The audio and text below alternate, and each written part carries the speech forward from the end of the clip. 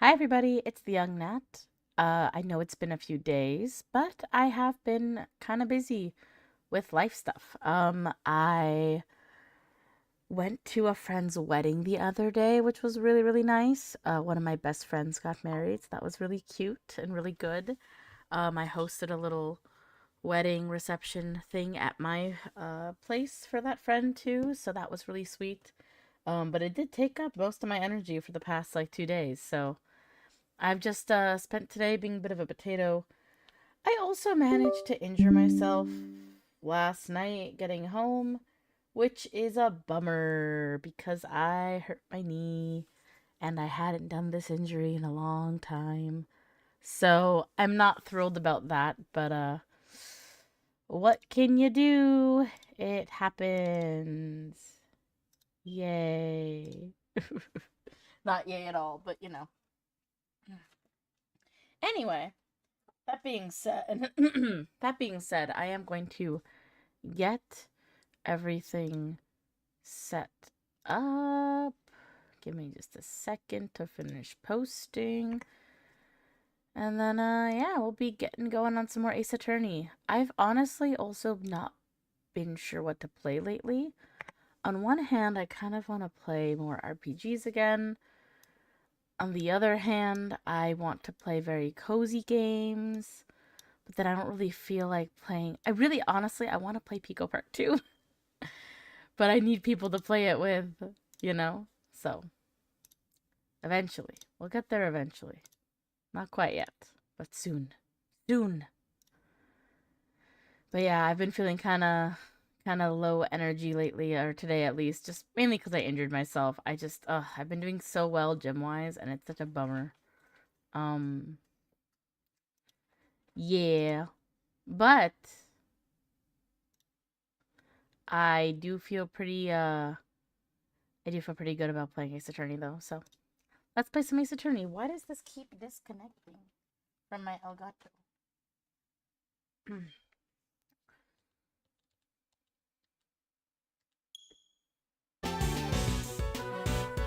Alright. Now, one thing I wonder is if the sound is balanced. I'm gonna check on my phone for a second because that's a great way for me to check.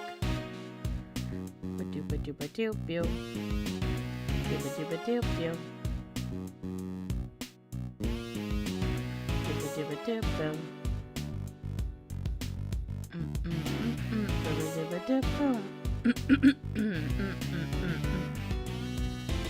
But yeah, I know it's been a few days. So my friend who got married is my middle school best friend, and she's awesome. And her husband, like, they're really cute. Honestly, it's like, it's not gross. It's like it's so cute though, you know? Like when I describe them, I don't know how to describe it. Besides that, like, he's smitten, or they're both smitten with each other. I once made a joke about them going long distance again, and they both went, no! Really, really loudly and firmly. And I was like, oh, I'm sorry, I should not have joked about that. They're really cute. I love them dearly. Let's see.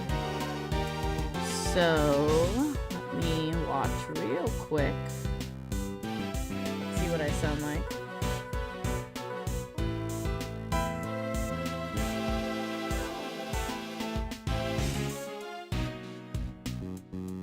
I think it's pretty good. So maybe listen a little bit more.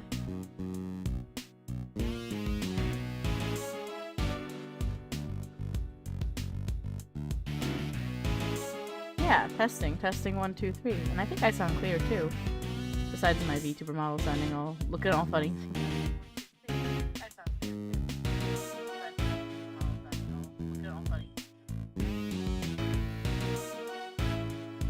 I do think that maybe the music's a little loud, so I might adjust that for myself. I don't think you can't hear me. You can hear me really well, actually. But I do think, the music is just pretty... Let's go down there. Let's, test that, too. Do do bum bum. Dun dun dun dun. But yeah, really cute wedding my friend had. And then I hosted them for a little wedding reception at my place yesterday. It was really fun, really cute as well.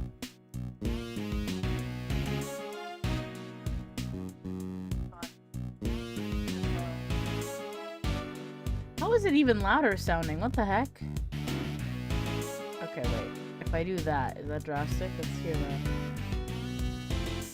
If I do that, is that drastic? It is still so loud.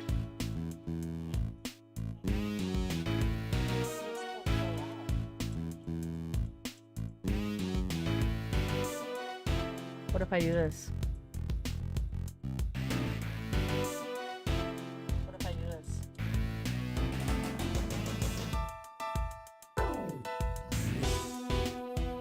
Huh. Oh, that's why. Doi. Okay, I got this. Okay, okay.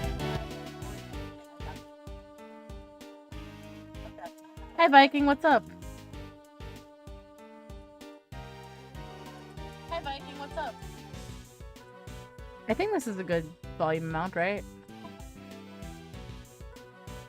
I think this is a good volume amount, right?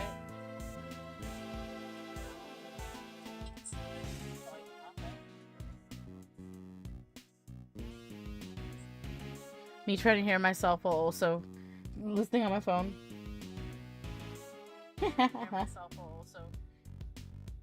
Croaker Queen is playing some Warframe.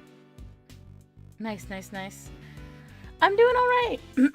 I'm a little tired today. I wanted to stream actually like hours ago, honestly. But I kept... Well, first I wanted to eat something, and I was like, I'll eat before I stream. And then I was eating, and then I was watching some videos and whatnot. And then I was like, oh, I'll stream after I'm done watching some videos. And then I watched videos for a long time. And then I got kind of eepy. And I was like, oh, I'm kind of tired. And then a few more hours passed, and it was dinner time, and I was like, I should eat dinner first. And then I was like, okay, then I'll stream now. So I just kind of prolonged streaming today. Not like intentionally, but just like, you know, just because I'm taking it easy today. I'm really tired from Friday and Saturday, which were fun, but I am tired. And then I also injured myself yesterday, in the dumbest way possible, so I'm pretty angry, upset about that for myself. Classic Nat, what I did. I popped my knee, and I have a... Popping my knee is not fun. It's something that also happened in a really dumb way that was very avoidable. I could have been a little... Yeah, I could have been more careful getting home last night. Just, like, in my doorway, my backpack got kind of jammed in the door, so I didn't, like, open all the way. And then instead of, like, calmly moving things out of the way properly, I just kind of, like, squeezed myself in. But that was a bad idea, because then, like, the way I got inside with the pressure, like, made my left knee buckle, and so I popped my left knee, and I was like, ah, oh, shit. And then, what that did is, like, I was in such a rush because I didn't want my cat to get out, because, like, she's kind of mischievous, and she saw the door was open. It was really dumb. I just, I should have been more careful. But yesterday I had a great day hosting a, like, very chill wedding reception at my family's house for my friend who got married, which is nice. And my friend got married on Friday, which was really cool. So I've just had a long weekend. Nothing bad. Just I'm tired. I am a little tired. About it. Yeah.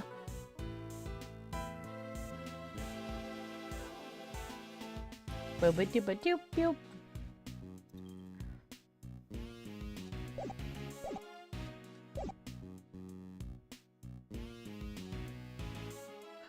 But yeah, I'm doing well regardless. I'm tired, and I'm like, today's Sunday. I have work tomorrow.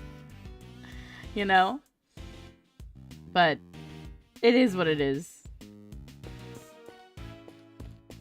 Oh, footstep sounds. But yeah, my knee is fine though. It's like, it's sore, it's tender and sore. I'm just bummed out because I don't know how long it's gonna be feeling this way for. but I'm guessing a few days. And then the school I teach at has a lot of stairs and stuff, so it's not like it's not the most injury friendly. So yeah, it should. It's my left knee. My left knee doesn't.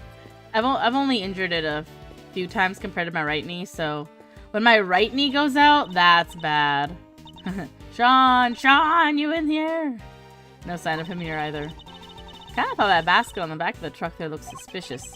She's not wrong, it does. Oh? Huh? What are you doing, Mr. Edgeworth? Why are you touching the truck? The engine's cold, which means it's been here for a while. No way, you can tell just from that. And if it's been parked here a while, I guess the driver might not be nearby either. But yeah, I hope the heel's quick too. Hopefully. I think it should be fine though. It's a little uncomfortable, but it's not like killing me, so we should be good. Oh, I wish it was Saturday again.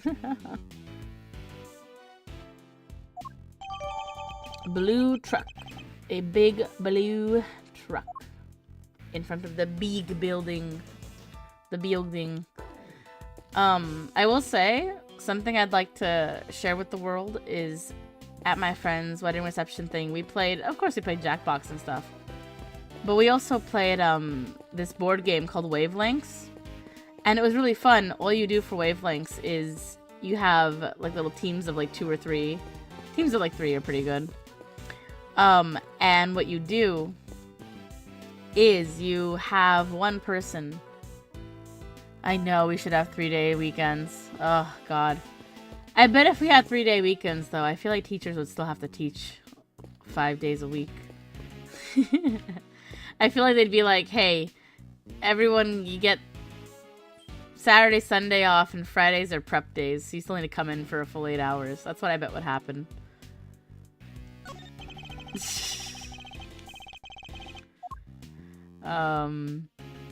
Sorry, that's cynical of me. I believe in the 3-day work week as well. I also don't think work hours need to be as long as they are.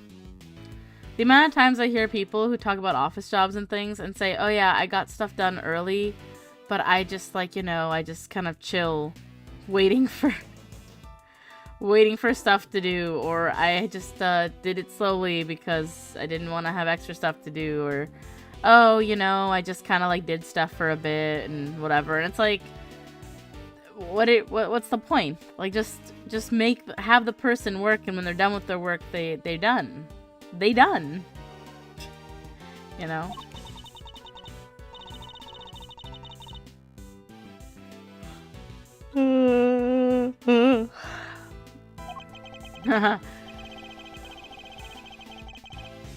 Yeah, Kay, I don't think anybody really likes the place where they had amnesia at. Can we maybe come here just for fun? We can bring Gummy, too! You don't let the past drag you down, do you? It's an admirable quality, I guess. I guess. Let's think of that later, shall we, Kay? The case isn't over just yet. We can afford to start making plans for when it's done. No fun. Fine. Let's just hurry up and solve this little mystery, shall we?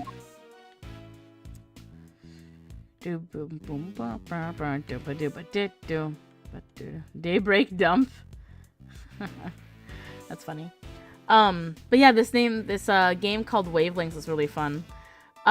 You basically have one person who spins this little wheel, and there's a little slice of the wheel that has points on it. And it's gonna be, it's this like half circle of a wheel. And once you get a prompt, and it's from one extreme to the other. So like, for example, it'll be like a little half circle. So like, it'll look like this, like a half circle. Pretend that's a half circle. Like that. And then you'll have a prompt, and it'll be like on one side like really hot, and the other side like really cold. And then you have to think of, and you spin this little circly wheel thing, and then your slice, like your point slices, end up somewhere in this half circle. Yeah. So your points end up somewhere. So maybe like I have too hot on this side, too really cold on this side, And maybe my points land somewhere like diagonally of like just a little bit above super hot. So then I would then say, if I was the person in charge, I want my teammates to guess where on this scale, you get a little thing to cover up the point section, where on that scale of really hot, really cold, the hint that you give them is. So like I would say, for example, if my points were like right here, maybe I would say chili pepper. And then they would have to guess, okay, it's gonna be on the hot side, but is it like really hot chili pepper, or is it like mostly hot? Is it like just a little bit hot? Is it neutral hot, like not hot, not cold? Yeah. And so we played that game, and one of the prompts, do you want to know what one of the prompts is? This is gonna sound crazy. One of the prompts when it was my turn, and I did this knowing that the two folks I was with would not get it, because I didn't know them super well. And I also think I'm probably the most liberal out of the three of us. And I already kind of know that both of them are a little bit more conservative than me, so it wasn't gonna work out well. We were not gonna get points. But I did it for the fucking meme, okay? I just am shocked this prompt is in there. There is a prompt that says, on one side, freedom fighter, on the other side, terrorist. Freedom fighter versus terrorist. I was like, what the fuck? And I couldn't resist. I said Luigi. I said Luigi. And for the record, my points were actually like almost all the way down on Freedom Fighter's side. If I was being serious, I would have said like Harriet Tubman or like Rosa Parks or something. Like I would have said something a lot more like non-debatable on the Freedom Fighter side, right? I would have said something that was very clearly like, yes, this person's for sure like a very good like good person. I would have said like that.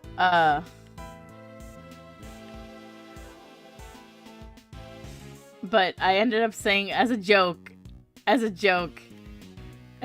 just picked Luigi. And they got it so wrong. They put it like more middle-ish. They were like, well, you know, he's not like a freedom fighter, but he's not like a they were like thinking he either leans a little this way or leans a little this way. And I was like, okay, guys. Like, I know we shouldn't be encouraging murder. I'm just saying that in terms of the services that have been provided. Okay, terrible. I know, I'm sorry. I had to do it for the meme. I had to say it for the meme. And I knew we weren't getting any points from it. I was gonna be like Mario's brother. Well, he kills turtles. I would say Mario and Luigi are freedom fighters for the Mushroom Kingdom, though. You know? Some freedom fighters, like, I was thinking to myself, where would some folks have that debate? And I'm like, you know what would be controversial? I bet a good way to get people to think of controversy is to pick freedom fighters who definitely did or were okay with acts of like more rioting, more violence or whatever for the cause, you know? And I'm like, there are plenty of examples. Or even just ones that are like more like quote unquote like abrasive to like what people are used to or would like to think.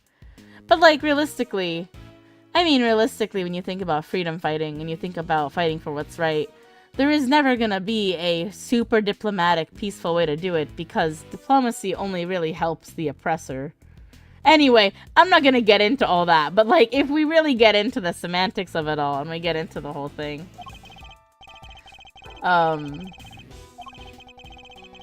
Or rather, oppressors love to use the excuse of language and diplomacy for reasons why they don't do the right thing. So, but yeah, I just thought it was really funny. Another really crazy one was sexy animal versus not sexy animal, and I was like, why is this a category? And I thought to myself, I'm not playing this with my students with these ones in. Like if I bought that game and I wanted to have my students play it, I think it's a really fun game, but I would take out the sexy animal one. I would take out the I would take out the terrorist one. I would take out a few cards. I would take out a few of them where I'm like, this is not gonna work. Just out of curiosity. Oh no. What's considered a sexy animal?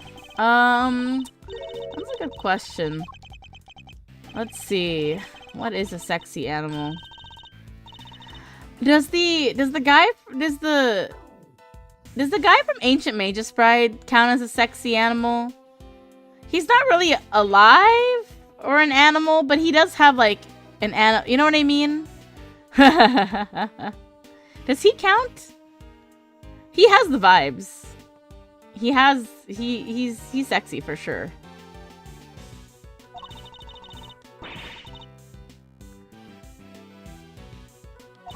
Didn't ever hear recycling. Nala from Lion King, the scene where she's like belly up with a smirk. Oh my god. Oh man, that's so funny. I like to think of the Ghostbusters, the ghost hunting guys, Ryan and Shane. They do that show. They did BuzzFeed Unsolved, and then they have their own thing called Watcher now. They had like on Watcher a top 5 beatdown thing where they have this like game where they bring on guests and do like top 5 whatever. And they did do like a top 5 sexy cartoon character, like, and I'm pretty sure one of them picked Nala. The other one picked interesting things, as he is wont to do. But yeah, I think you learn a lot about people when you ask them about their favorite sexy like inanimate object, or their favorite like I know that trend going around lately is that like hear me out cake. I saw one today that was actually quite like sophisticated. I was like, you know what? These people are, I have respect for them. Like Elias from Ancient Magus Bride was on there, and I was like, yeah. And then there were some other picks I didn't quite understand, but I was like, you know what? You be you.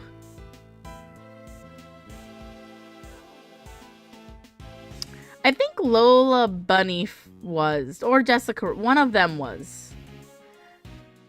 2 of them might have been.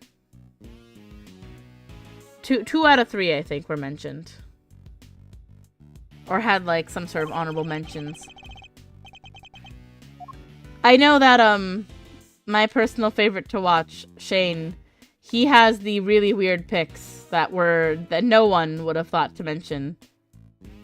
One of them being the Feather Duster from Beauty and the Beast. And I was like, you lost me. But okay, man.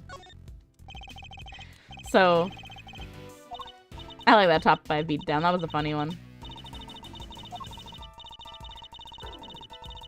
They also had like a hottest villains one too, which I think was funny.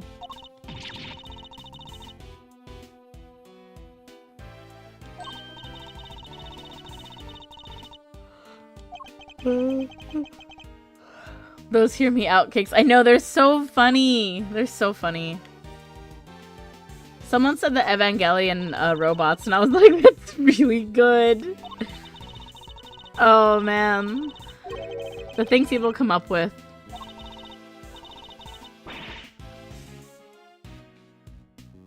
I have friends that are definitely robot fuckers. I'm not gonna sugarcoat it. They are. They are definitely very into robots.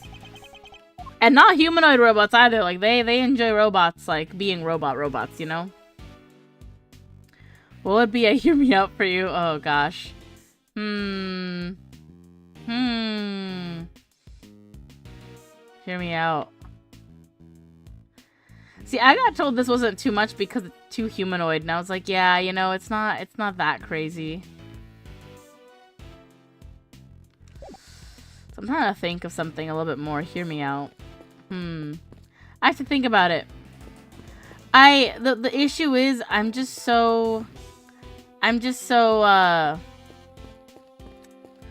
think I'm just a little too vanilla when it comes to this stuff. A little too boring. It's just I'm not I like to ship other things and other people with each other.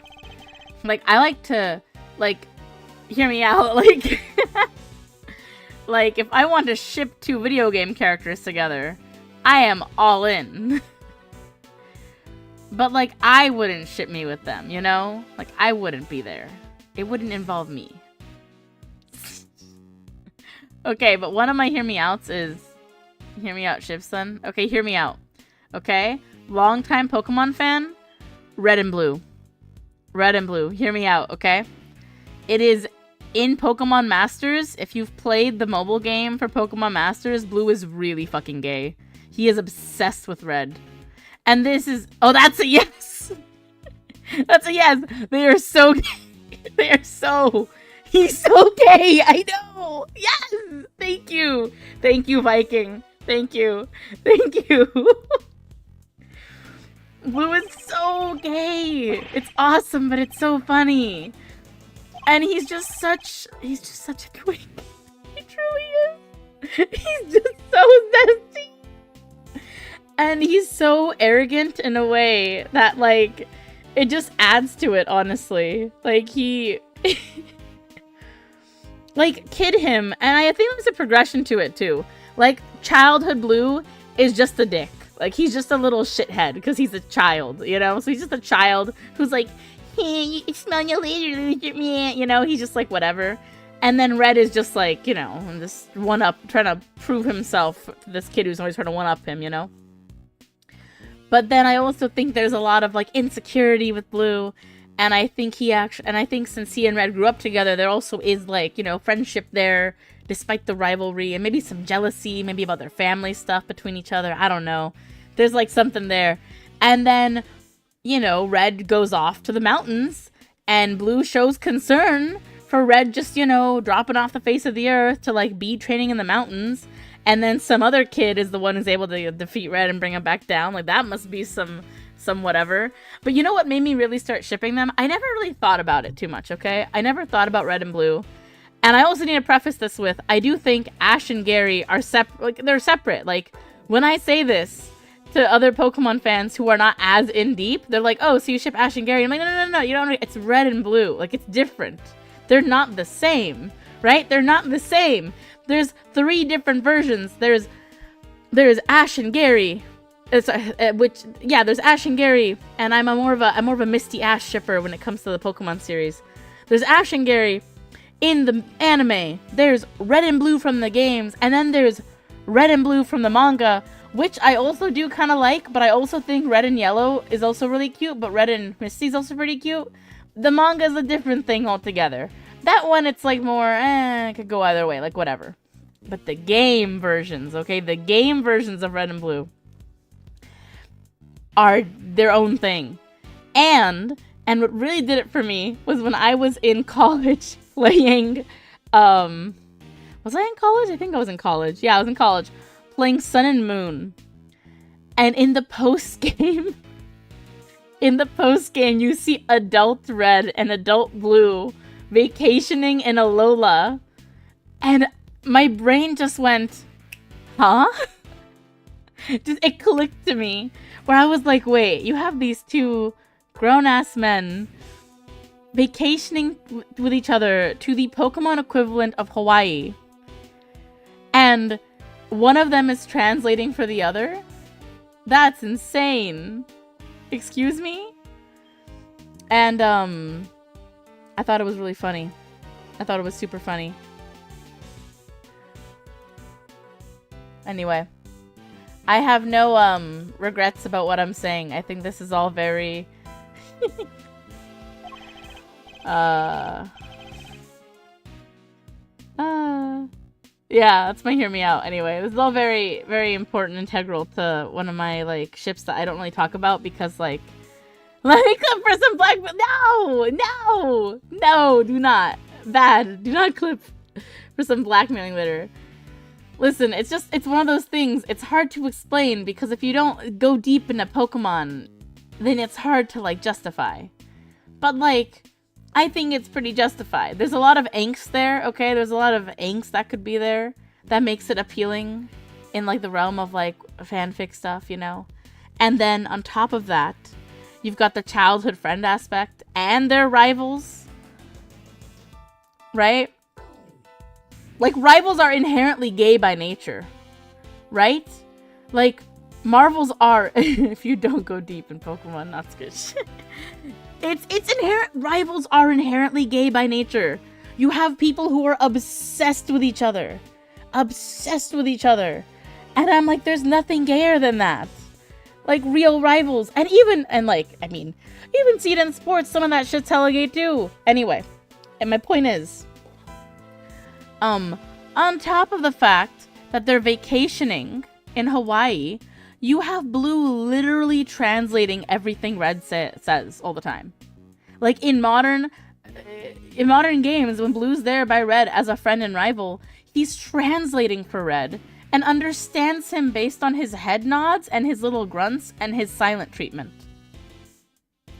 And then Blue, in Pokemon Masters, I have screenshot evidence. Blue has become one of my favorite Pokemon characters. He literally only talks about Red. It's like Edgeworth talking about Phoenix. It's like completely just obsessed. Has him on the mind all the time. For Edgeworth, it's, that man. For Blue, it's like, Red, my rival. You remind me a lot of my rival, Red. We have a lot of stories with Pidgeotto. That time we took on Red. You got that spirit. It seems like you be ready to take on me, but before you get to me, don't even think about trying to fight Red. They should kiss. 100%. And then I do feel bad for Leaf / well, technically Blue's name is Green and Leaf is Blue, but we're not gonna get into the whole name shenanigans. Like, I feel like she's a little bit of a third wheeler, but I think she ships it too. Leaf is just doing her own thing, honestly. I feel like she's just too chaotic for both of them. She's just there. She's there for the ride. She's there to egg them on. I feel like she actually stirs the pot and causes shit, which is really funny, actually. What's this on your pants carrying more than this? No. But yeah, my other big ship is, right now I'm really into Edgeworth and Phoenix, but like, that's just obvious. That's just like, I don't even think it's a debate at that point. Like, if you're an Ace Attorney fan, I think you're just, everyone knows that Edgeworth and Phoenix are gay, or like they accept it. They're literally, Phoenix literally changed his entire career path to like make Edgeworth happy again, or to like have him find himself again, or whatever. I don't think I would change my entire career path for somebody yet in my life. Like, I have not met somebody who would make me do that yet. So, to imagine that Phoenix would go from being a fucking art major to a lawyer for someone that he met back in elementary school it's really not straight behavior. I'm just saying, like, Phoenix is bi at the minimum. He has to be bi. There's like no debating that fact. And Edgeworth is not straight in the slightest. So you really have the bi-gay couple in Ace Attorney being Phoenix and Edgeworth. Like, it's there. Because Edgeworth's entire personality changes because of Phoenix, so... Or, like, all of his trauma gets resolved. Okay, let me hear you, Viking. Let me hear you out. Hear me out. Or hear you out. I'll hear you out. Let's hear it.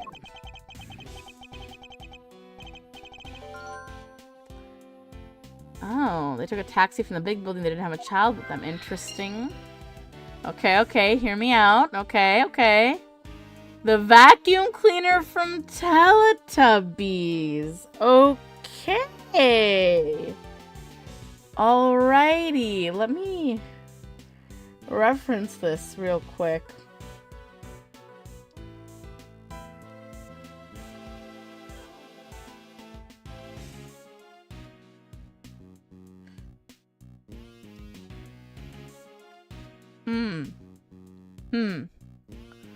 Huh. You know, You know, I'd feel so bad for that poor vacuum cleaner. I'd feel so bad for that little guy. Like, what did he ever do to deserve this? Why is one of the top questions, why is Nunu no longer blue? Nunu changes colors? Nunu is gender neutral. Nunu. He's also their guardian. The desperate shocked eyes. Yeah. Yeah. Oh, man. At least he didn't say the sun. That would have been really sus. Oh, man. I know, I have friends who would definitely fuck some Transformers. I'm not gonna lie. I feel like there are friends of mine who would. Okay, hear me out. Daft Punk, but only their robot forms. Like, the humans, no. Just the robot parts. Just the robot part. That one doesn't feel that exciting, though, because they're humanoid, you know? Yeah, no, they're just... And also, again, I think I prefer them with each other. If I then had to, you know... So... No, I've seen some good fan art. Let's see, what else? I'm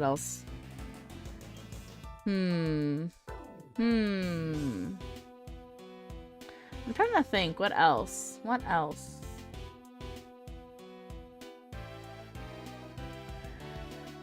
I'm trying to think, like, non-human, too.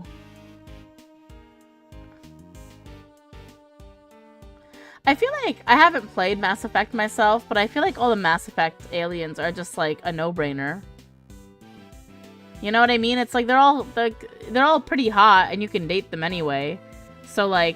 Well, the only one you can't date is, like, the one I would want to date, which is the Solarian scientist, which is really rude of them to, like, put in such a fun character with a fun scientist song who is just all about science.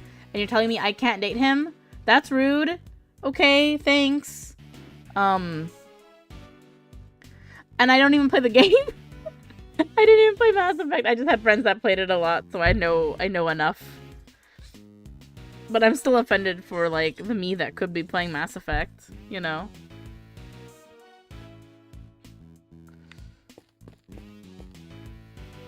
Alright, Will Powers, let's talk.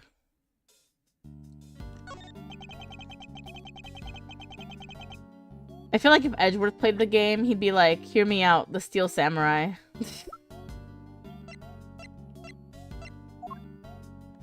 Also, I can't get over the fact that this kid is apparently Gavel's mother. Like, did she have him when she was 13? Like, is she okay?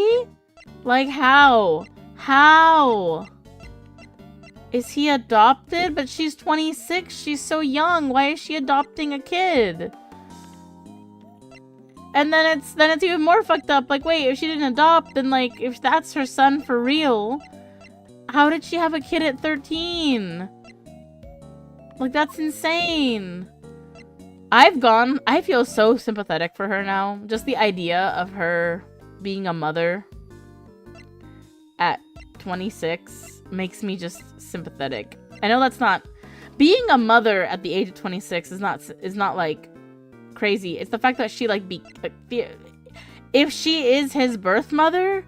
She had him at 13, and that's crazy. And that's, like, that's insane. That, like, I understand why she's all for the law then. I feel like something messed up must have happened, you know? I love you, Gumshoe. You're so funny. I love you, Shi Longlang. You're also so funny. Oh, man. Oh, Regina. Regina. If only you could be...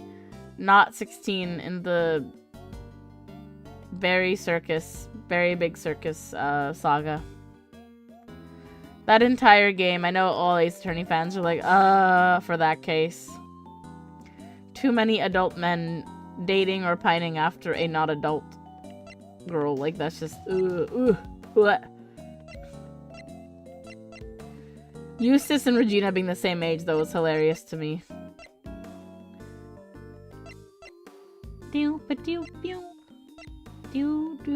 How are these only 1 year apart? Are you crazy? Damn. Eddie, you look a little old for 36, I'm not gonna lie. I have friends that look 36 and are 36 and they look pretty young. One of my friends is actually 35 and she could pass for, she could still pass for early college. She could technically, I think, even pass for high school. Well, but when you look at her face, like, obviously we look older. I could also pass for younger just because I dress so... I dress so, quote-unquote, immaturely. Like, you wear a big pink Kirby Christmas... A big pink Kirby Christmas sweater out and about during the holiday season, and you're gonna get looked at like, huh? A little bit? Not in a bad way. But it does give off a little more young.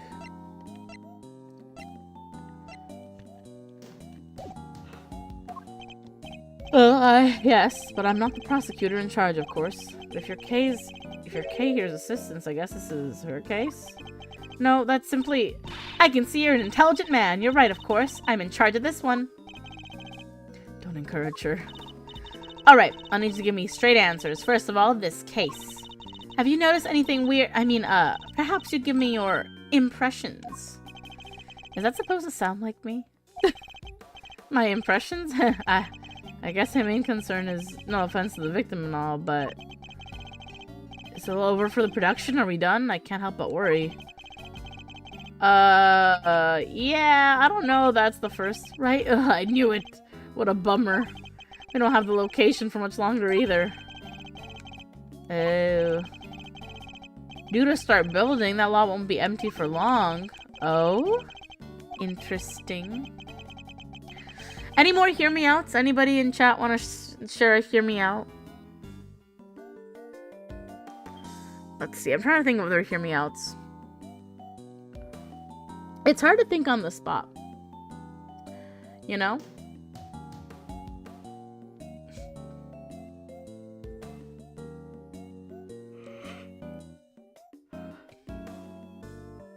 I do think by nature, just because I am ace, it's a little harder for me to think of a good hear me out on the spot. But there are definitely, I have eyes. I can see for things that are good hear me outs. Like, what's a good one I saw that I thought made sense? I'm trying to think.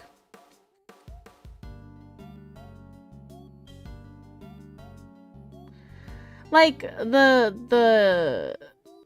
the mommy from Resident Evil Village. The vampire lady. Like, I totally get it. I totally get it. Not the vampire, the tall lady, the really tall one. Lady Dimitrescu or whatever her name was. Like, yeah. I see the vision. You know? Someone I saw said her, but in her final monster form, and I was like, that's a little freaky. I'm like, that's a little crazy. But also respect. Respect. Like, you know what? If you can love her in her true form, that's like true love, you know? I mean, also probably true death, but like also true love. She's not exactly, like, I get it. I respect the vision. I respect it. And then again, like saying the final monster form, like that's just like, wow, that's dedication. Dedication for real. Someone I saw listed some Attack on Titan monsters, and I was like, no, I couldn't. No, like, no, we're not, I am sorry, no, that's where I draw the line. The Attack on Titan monsters, not for me. They are not my hear me out cake material.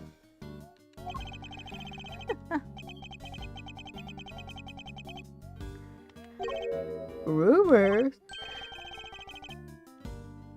Rumors, eh? Y'all been hiding real monsters on that set of yours. Y'all can't do that, I'm gonna expose y'all. Oh, a lot of heart. We know who that is.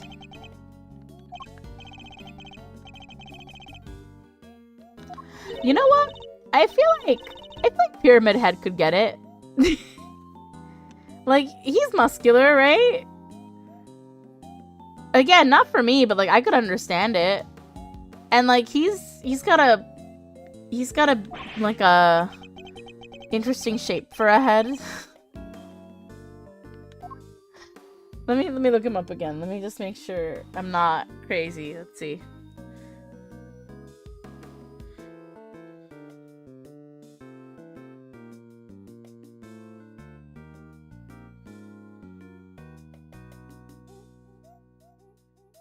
Oh yeah, for sure.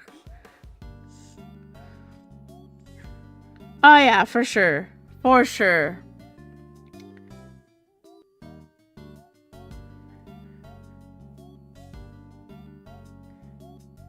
Good for him. I would say good for him.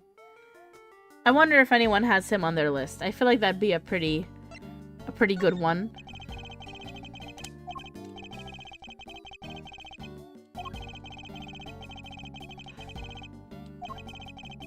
If only they put this kind of energy into making a new Steel Samurai show or something. Ah, we know what Edward's Hear Me Out is. It's the Steel Samurai.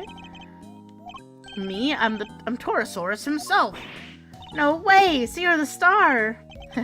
Well, not quite. I'm in a costume, see? My face will never appear on screen. Really? Still, it's pretty amazing. I wish I could wear a costume like that. Hey, do you think I could try it on sometime? I'd settle for just climbing inside one of the horns. I'd love to say yes, but that's not how it works. You can't really climb inside that part. Oh, I get it. Because I'm an outsider, right? That's not the issue at all here, Kay. Sean fell. Sean? Oh, sure. Penny told me what happened. He just disappeared, right? Yeah, sounds like him. Does he do that a lot? Interesting. Do do do do do do.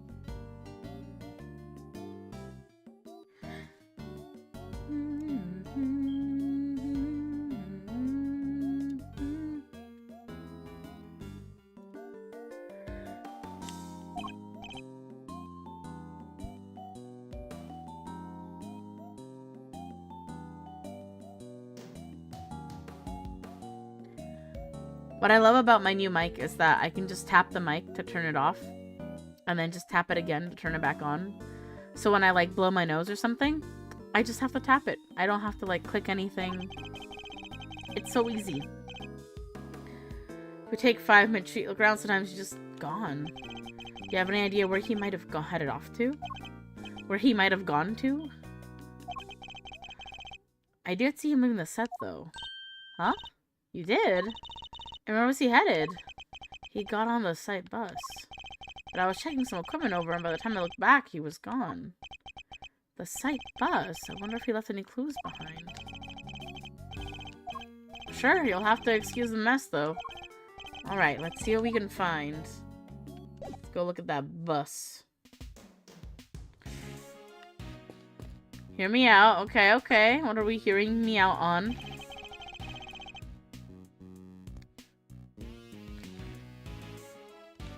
Let's hear it.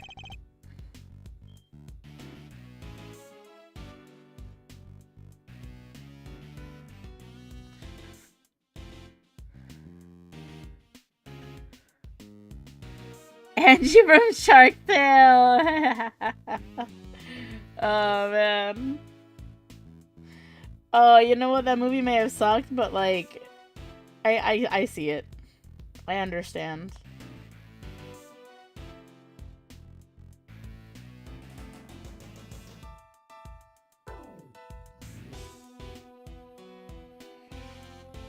Wasn't there the other one, too?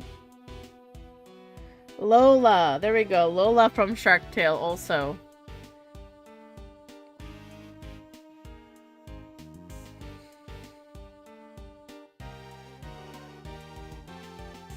I know she ended up being, like, not so great, but, like, also, I know people really liked how she looked. Lola was Angelina Jolie. And Jolie is not my type.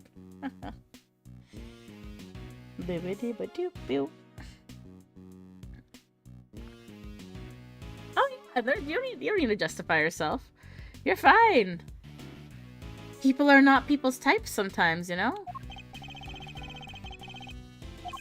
People can be pretty and still not be your type. There's lots of people who I also just like... I mean, I'm the first to say I have some controversial... Not controversial. Well, a little controversial. I guess I sound like a hater. There's plenty of like celebs and people who I look at and I'm like, I don't understand. And it's not me saying that I think they're... Like, I don't think they're ugly or anything. I think they're pretty and all. I don't get it. This is one that's very controversial, okay? This one I don't like to say very often because I feel like if I say it, I get like a what the fuck look and it's like, I'm sorry. I just don't see it. But also like, congrats to her. Congrats. Because I saw the news about them the other day. Congrats. But I'm not a huge Zendaya fan. And I think she's pretty. I just don't get it. It's not for me. She's not for me. You know? And like, her acting's good and all. I don't think it's remarkable. Like, it's fine. You know? But I think a lot of the acting in most of the Marvel movies is like, fine. And also, I don't watch Euphoria, so I can't like use that as a basis either. So it's like I don't have much of a basis for it either. So I'm not a huge fan of Taylor Swift or Ariana Grande either, so those are other two picks where it's like I have a friend who's a really big Ariana Grande fan, and so I tend to keep that opinion to myself more. She knows I don't like her.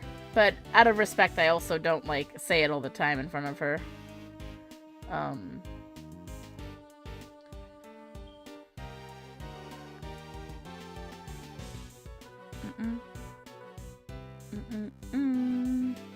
Doo-doo.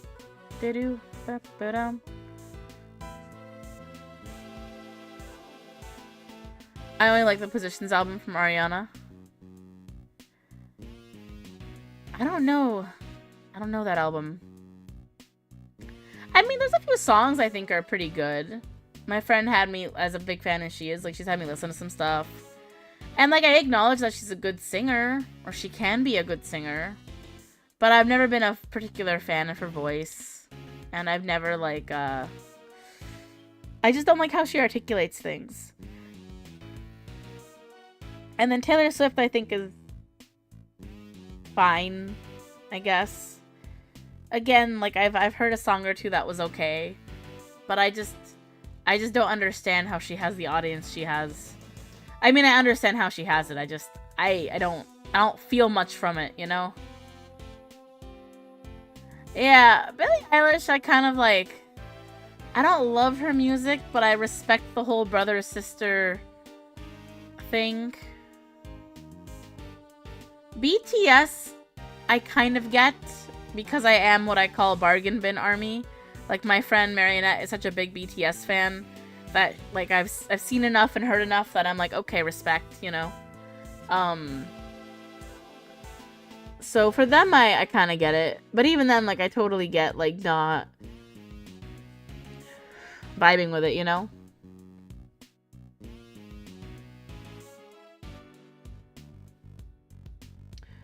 Like, if you had me listen to... If I had a pick, I would rather listen, for sure, to some BTS over Ariana or Taylor Swift. If I had to, like, do an either-or kind of thing. And then I also think, like... I like the individual... I like the rapping line from BTS, to be honest. I actively like the rapping line. The whole world building stuff in the whatever is like stuff that like I'm like whatever with, but it's cool. I totally pick Ariana, Taylor, or BTS. I really don't like them. To each their own, to each their own. I will say I saw them at a concert a few years back. It was pretty lit, I'm not gonna lie. And it was really funny hearing that Anderson .Paak had gone and seen the same concert with his, like, kids or something. I don't know, something about that cracked me up too. I was like, what? Anderson .Paak? We were in the same stadium as Anderson .Paak? Bruno Mars is an artist who I think is actually really good. Like, Silk Sonic, that whole thing with Anderson .Paak and Bruno Mars, that is definitely good shit. Like, I like that a lot.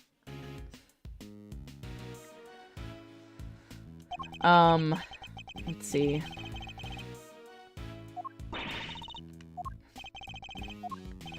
But I'm always a fan of anything that has, like, live music, you know? Oh, man, one of my friends is on Discord, and she isn't always on Discord. And I just want to ask her questions about Persona 5. Ah, I want to ask her questions about Persona 5. Wait. Wait, I'm just gonna message her.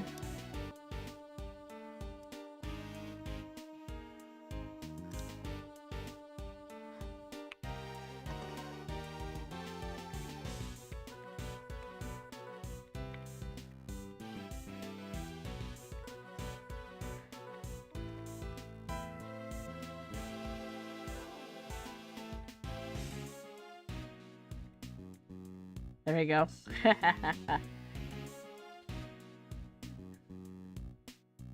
Oh, sorry, let me blow my nose real quick.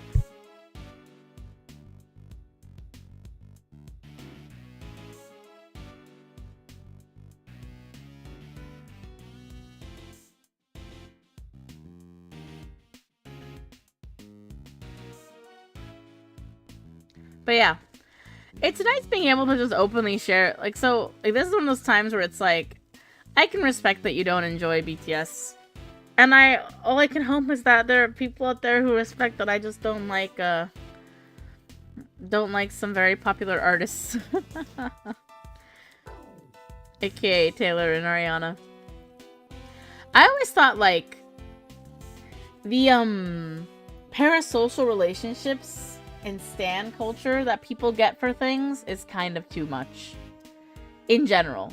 Like, across fandom, across, like, groups, across celebrities. Like, that I'm really not a part of. I will say the only celebrities I've maybe felt that with, like, I will admit, I was sad when I heard about what happened with, whatever the drama was with Rehab and John Mulaney, whatever, and then his whole, like, relationship stuff. I will admit, I unknowingly got a little too invested to this comedian, and I was like, ah, shit. I should have known better than to let this little parasocial relationship form. A few other celebrities I would be upset hearing things about would be, I just really think Anne Hathaway's really pretty. I think she's really, really pretty. And so I just like Anne Hathaway. And I also really appreciate the photo of her in the 12th Night. Like, I think that's really nice. For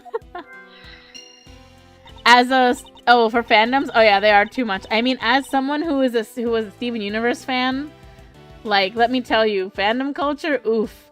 As a Homestuck fan, as a Hatalia fan, I was in some of the most toxic fandoms. Now, I didn't really partake in any of them. I kept my controversial opinions to myself.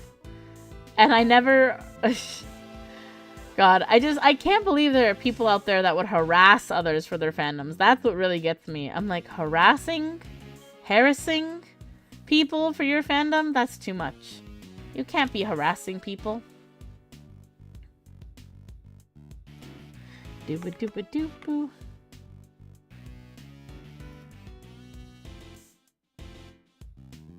Boo-boo. Doo-doo. Only take that, I would have been more interested in what was inside it myself. I guess whoever took it must have needed the case more than its contents. Interesting. I am not paying enough attention to this case so far. Let's look at the evidence we have. That's right. This truck. We've been looking at these evidences. Oh. Wait a second. A thief?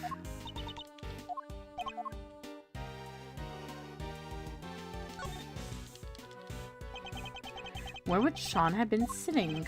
Sean? That's his seat with his backpack on it. There's something poking out of it. A videotape? Interesting. He's the one shooting. Why would Sean have one? Was there something he wanted to record? This could be a clue. You have a way for us to check what's on the tape? Sure, there's a couple of monitors set up right over there. Alright, hit and play. Let's see. It's Sean. Is he rehearsing his lines?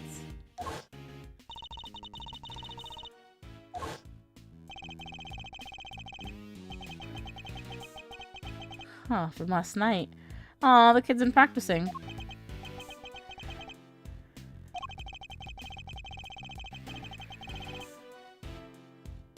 Aw. He's really dedicated, huh?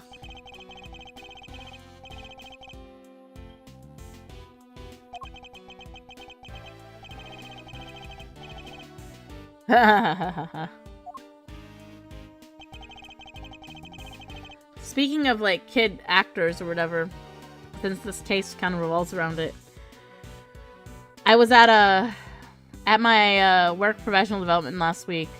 We were talking about, like, there was, like, an icebreaker thing, and someone mentioned their favorite book, or something about favorite books and stuff, or, like, recent reads or something. And someone mentioned that, you know that, like, you know the character Sam from iCarly? Jeanette McCurdy, that actress? And how she made a book called, I'm Glad My Mom Died. We were talking about that a little bit, and I was like, damn, that book's crazy. I read that book when it came out, too. I was, like, really curious, because I saw snippets from it. And, like, it was a fascinating read, like, you know. Truly.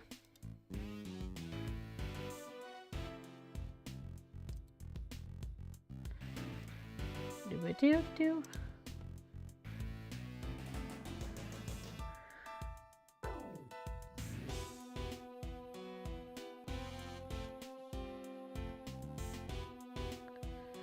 Like, sorry, I was reading a message from somebody for a second.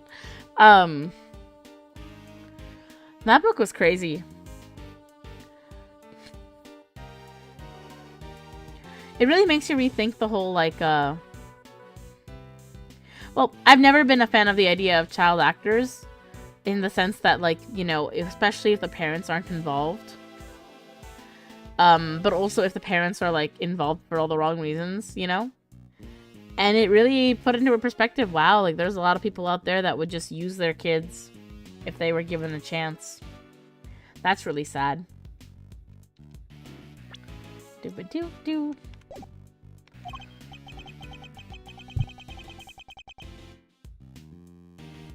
I think about it a lot while teaching, too. There's lots of parents that are very well-meaning.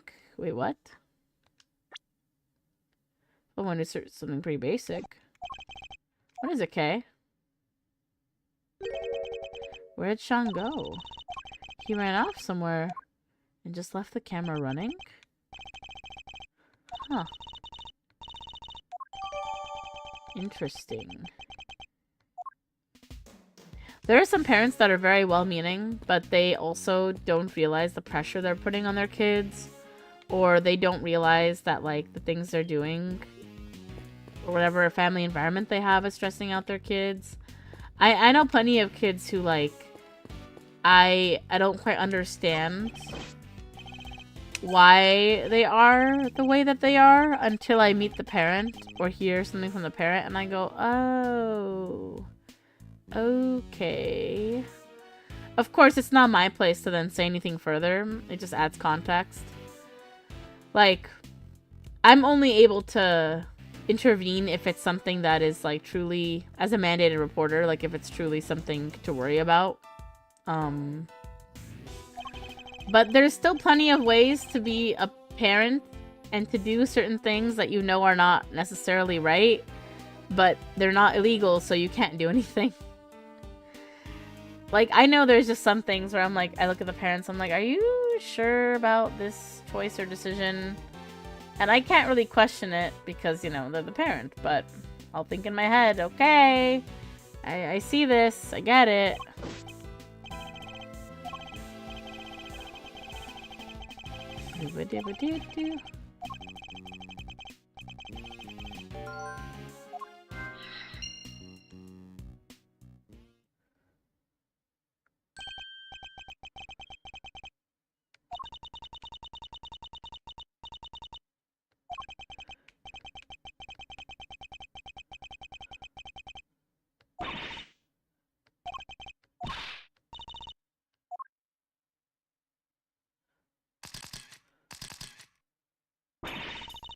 How do you think we're gonna get us a scoop like that?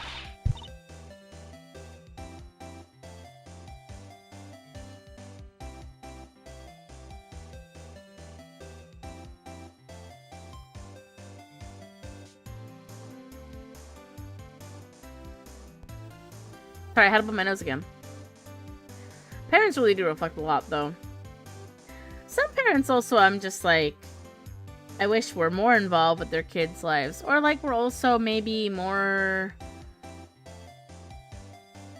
agreeable to taking accountability for their kid. I don't know. Or having their kid take accountability for themselves. There's some parents that are like, can you do this and this and this for a student? And it's like, I'm totally down to do modifications and stuff, especially if your kid has a plan. But I'm also like, you know, doing the best I can too. Like, I can't follow up on every single kid, you know? It becomes a lot. A lot. So, you know.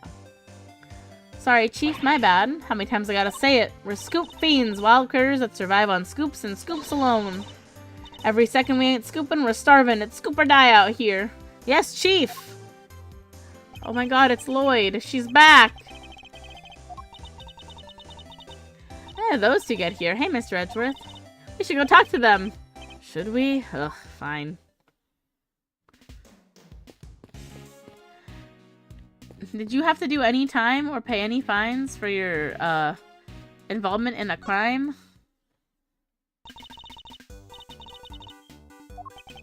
And you, Miss Lloyd. But how come you're here, if you don't mind me asking?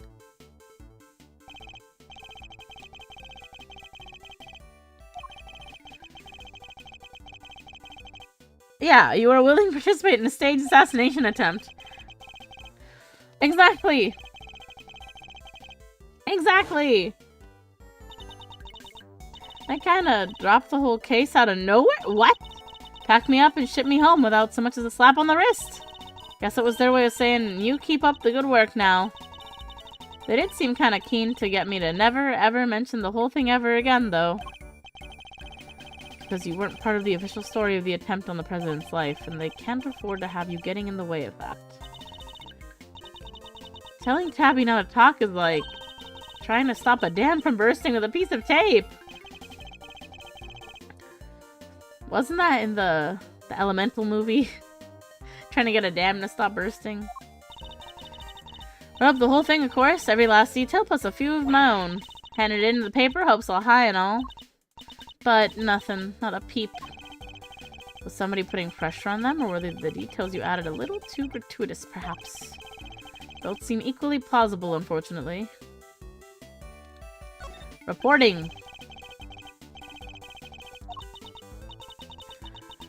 I didn't make this clear enough the first time we met, but you want a reporter to scratch your back, you gotta scratch yours first so you catch me. I mean, you want me to give you something you can use for an article. Bingo! And it better be good. Because if it ain't, this conversation's over. Aha! Alright. Alright, here's some evidence.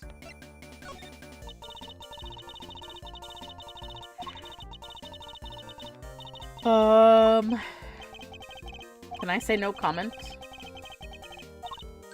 Nah, I'm more of a judge now, think later kind of guy myself. Nothing else to tell the readers? Consider being a little more impartial in your reporting. Nah, I'm more of a cater to your audience and whether they love you more kind of gal. That's not news reporting. That's an opinion article. That's an opinion article for your chief. Oh no. Not me picking the same audience, the same evidence of mistake.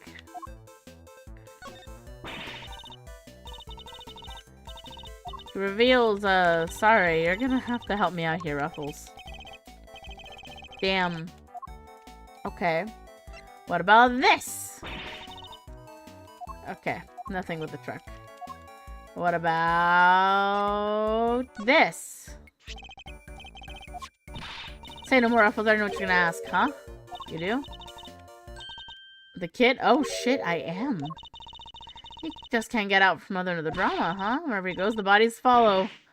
Trouble magnet. Miles Edgeworth, trouble magnet. That's so rude. Is my reputation really so sordid? I love Miles. A kidnapping, too. How'd you know it was a kidnapping? Shh, pipe down, will ya? Can't be talking about this stuff too loud. I ain't even told the chief about it. Gotta keep it on the down low, okay? That ain't a cat I want out of the bag just yet. How do you know about it? Yeah. I bet you'd just love to know, wouldn't you? Well, you can't. It's a secret. Fuck. Hey, quit staring at me like that. I ain't sharing nothing with that thundercloud of a face. What she knows. I'm pressing. You know something, right? Sure do. Truth is, I done saw it. Wait! If you saw a child getting kidnapped, why the fuck didn't you do anything? This lady, first you assist in a fake assassination, now you watch a kid get abducted? Oh my god! Lloyd! What? Do you know where they went? Nope, don't got a clue. They was kind of far when I spotted them. Lost sight pretty quick. Dang it. Okay, but like, if you also saw an abduction, wouldn't you want to like, I understand your scoop, but maybe tell the police first? God, this is what's wrong. This is what's wrong with society today, guys.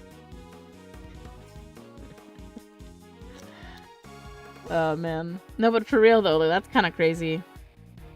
I would not focus on a scoop in that case.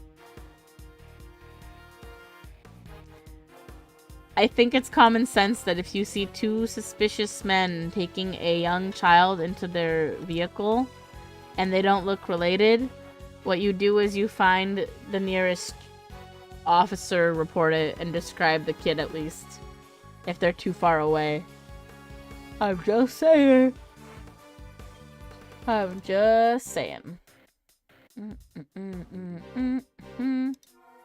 Two men in black. Oh shit.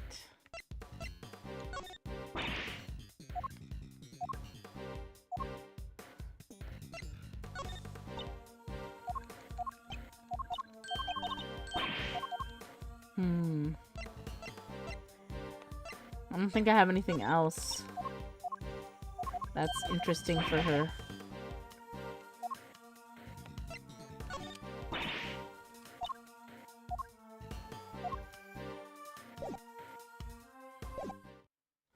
Okay. Let's see what Lotta knows. For Tabby Lloyd. #1 cub reporter. She may be a scribbler, not a snapper, but the both of us are hungry for a scoop soup 24/7. Who doesn't want to be called chief, right?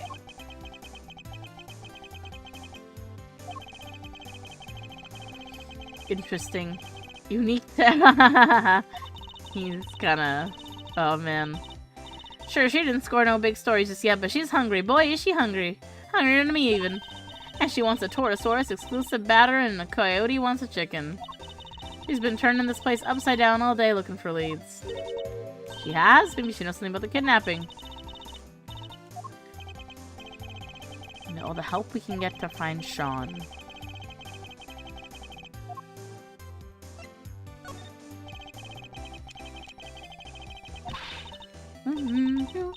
Torosaurus! There she was right on the doorstep and stomps big old footprints everywhere for good measure. Oh.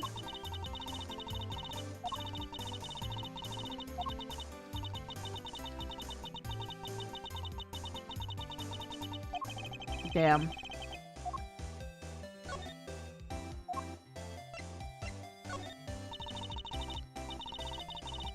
Oh. Hasty bait. Okay. Not the truck. Okay. Damn, she's all in a Torosaurus. My bad, Lotta. Hey, Mr. Edward, don't worry, don't need that say just yet. You had a fine head of hair, right? Thick and healthy and yeah.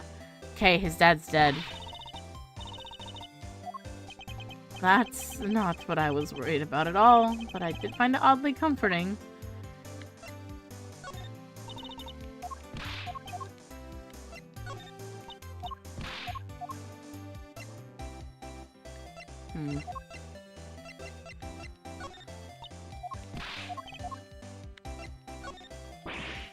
Okay, nothing Torosaurus related.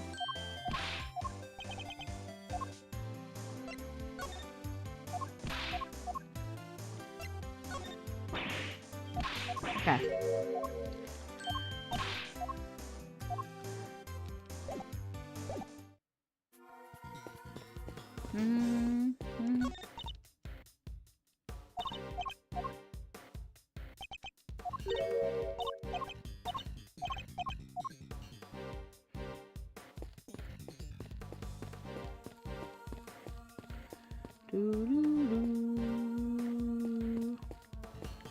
Okay.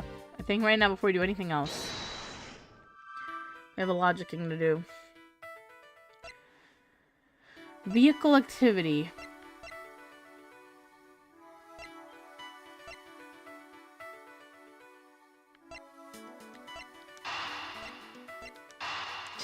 That's kind of wild.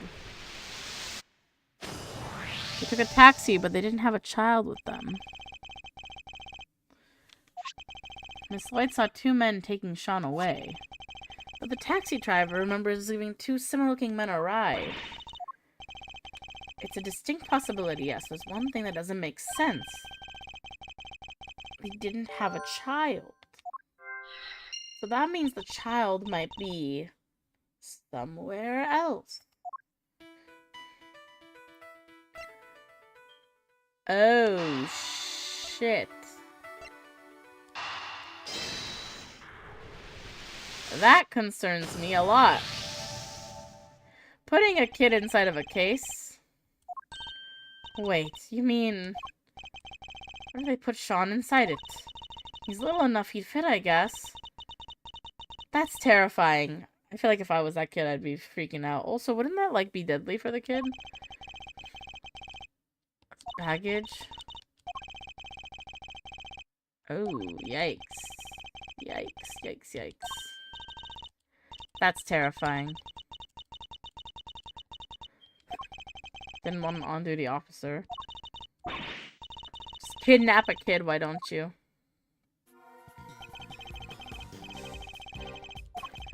Boy, did they. A giant case. Wasn't easy getting that thing in the trunk, I tell ya. See, what concerns me is I'm so shook from other murder cases where, you know, when you usually have somebody in a case, they're usually dead. Damn, Hello, Marionette, how are you? What's up?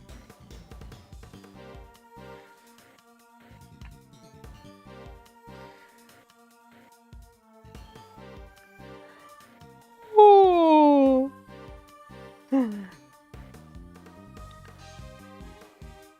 I want to hop into the voice chat on Discord and ask our friend about her Persona 5 Royal journey. But I also want to stream, so I'm like, man, I'll just ask her later, I guess. She said yes, and it's problematic. Oh my god, wait. I got a response in the chat.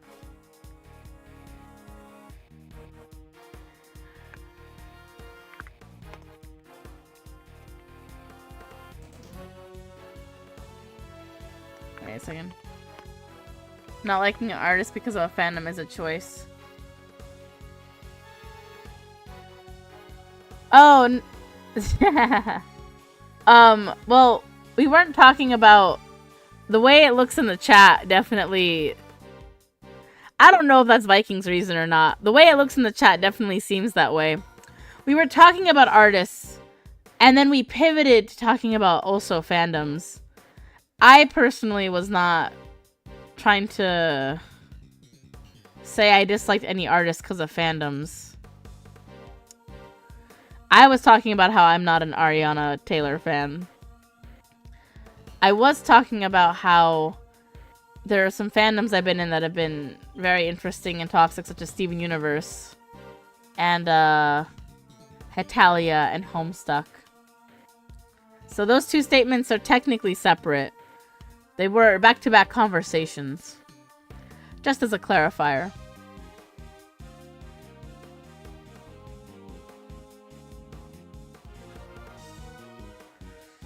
Oof.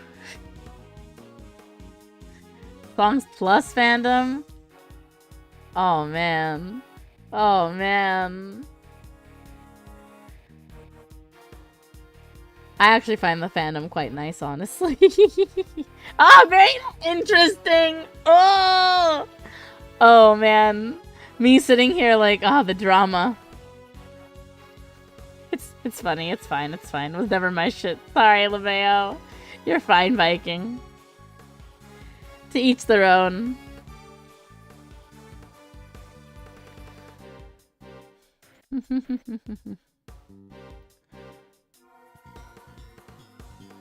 Sorry, I'm just amused by this. I'm amused by this because Marionette's a big army. You're more of a Vix appreciator. Vix? What is... like Vapor Rub? I'm just kidding.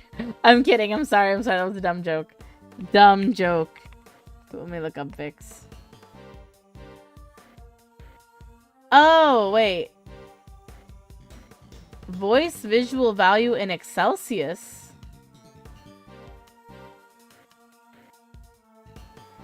Oh, we're going back a bit. We're going back a bit. Back in the day, I was a Shiny fan. R.I.P. though.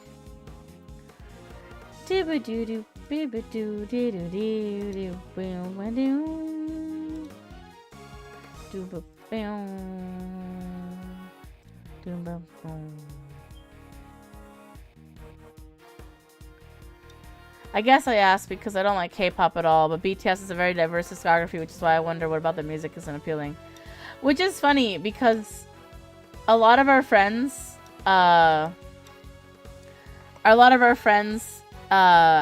asked Marionette about her opinion about other K-pop groups, and she's a big BTS BTS friend, a big BTS fan, but she's not like into a lot of K-pop, so she gets asked and associated a lot with like K-pop in our friend group, but she really only likes BTS. So it's like really funny when that happens. I don't know. I think it's a little amusing. I'd say we have friends that are actually more K-pop oriented than her. I think even I like more K-pop than she does, honestly. But I like my main thing is I like a lot of J-pop, to be honest. I like a lot of I like nerdcore in general, I suppose. You know? Hatsune Miku, you know, Queen. Some good shit. How about I give you a ride there? That's a great idea. Come, Mr. Edgeworth, let's go. My pleasure, folks. Oh shit, investigation complete already? The fuck?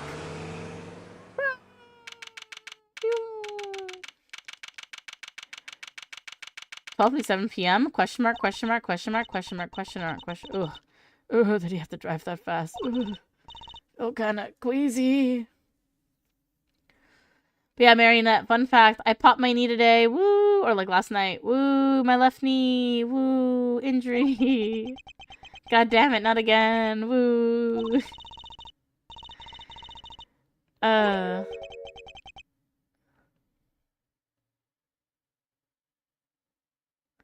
honestly sat down and listened to a lot of their stuff, but none of what I listened to were to my liking.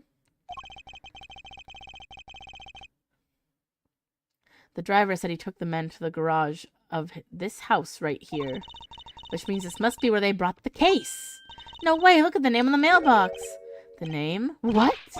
Excelsius Winner? Oh shit, Mr. Wiener himself. Excelsius Winner ordered Sean's kidnapping? Isn't he currently under arrest? Nice, the garage door is unlocked. You spotted that quickly, although I guess I probably shouldn't be surprised. Okay, let's get this kid. Oh, shit. That's a cool motorcycle. What the fuck? No, he's not in the box! Winner Senior must be something of a motorhead. What the hell? Oh, my, I regret saying it's a cool motorcycle. It's Mr. Winner's motorcycle. Never mind. He sucks. Not the wiener. What are we, common house thieves? We're great thieves, and don't let me ever hear you say different. Have some self-respect, Mr. Edgeworth. She didn't like that at all. It seems nobody's around, which hopefully means we're not at risk of being arrested. I guess. So what I'm hearing is Marionette's a Steel Samurai fan, and Viking is a Jammin' Ninja fan. I'm sorry, I'm being stupid. Yeah, if you're only into the K-poppy sound, you wouldn't be interested in them. That's fair. They are different.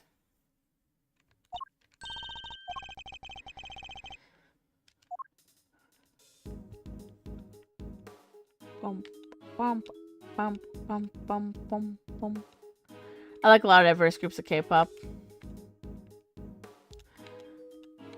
Honestly, I think I listen to more video game music than people actually expect. Too rappy and American-y. Oh. That's funny because I do like the rap line a lot. It's the part of me that likes the rappy and American-y part. Oops, there it is, the rap part!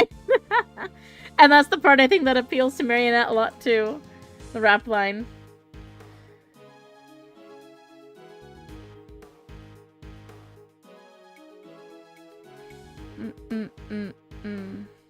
No, not that LOL.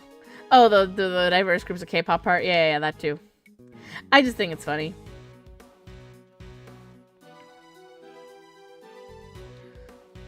Okay, let's investigate this garage. This garage. Garagey. K-pop fans typically go BTS or West Rains now are their faves literally release English albums. That's why I go, And TVH is a hip-hop group. Yeah, they did start as a hip-hop group. So the sound is different, too.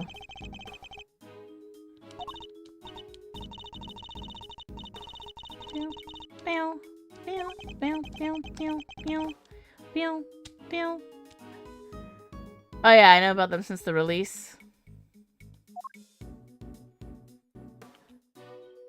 You've been listening to K-pop since 2009? Aha! Long-term K-pop listener.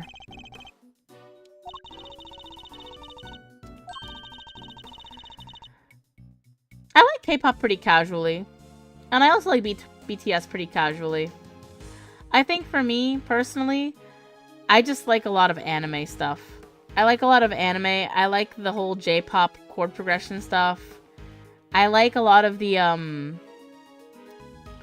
I personally think when it comes to listening to music, I enjoy a lot of jazz. I think a lot of Japanese music ends up using a lot of jazz. You know? And I also really like video game music, I think, more than the average person. And then particularly video game jazz, especially. I love the rap movements during the Vix's song, but I don't like the solo releases. Fair, fair, fair.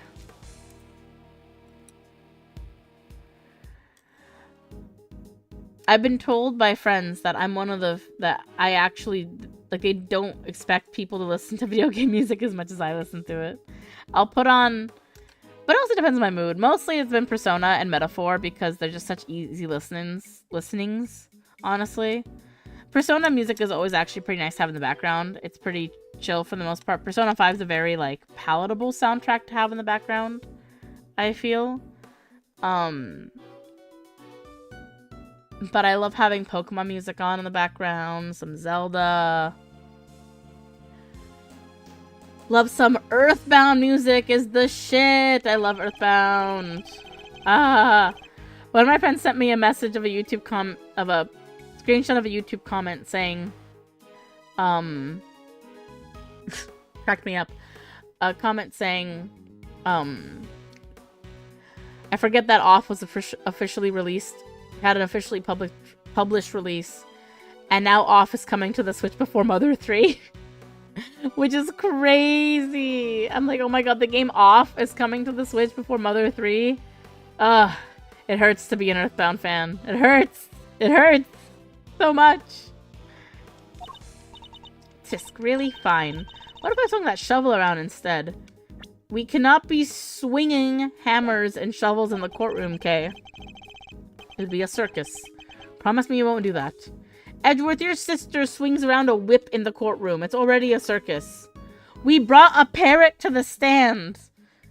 We have the circus on the stand. Our courtroom is already a circus. It's Kangaroo Court. Edgeworth. Phoenix Wright has tested and tried a parrot on the stand.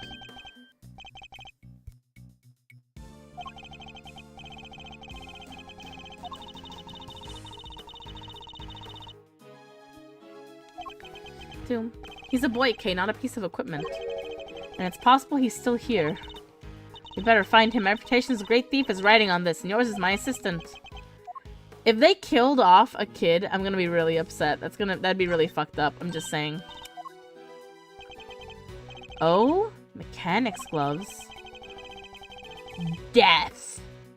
Damn. Must be from a machine, too. Strangely dirt. An awful lot of dirt. I doubt they would have gotten like that from a motorcycle maintenance. I hate the guy, but I have to admit, I like his gloves a lot. To borrow the K! I was about to take them into evidence, but now I'm not so sure that's a good idea. Okay, we can't be stealing someone's gloves, okay? Kathunk? There's somebody in the back there! Kathunk. Sean. Is that you? We didn't get to inspect the bike. Sean, stay right there, we're coming! Huh? That's... Eustace? But Mr. Winner? I know someone who took a call. Fuck you. Fuck you. Wait.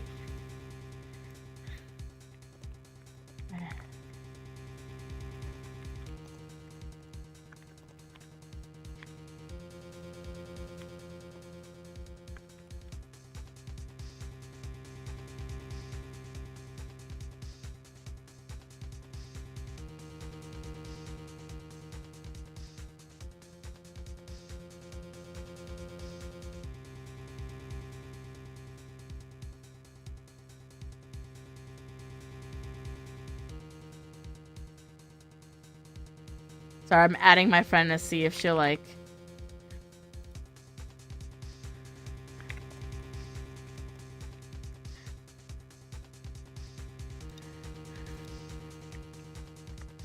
I'm adding my friend to see if she'll answer my question.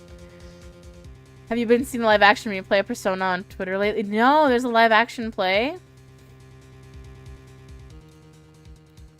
Is it gay as hell? Most live action plays are.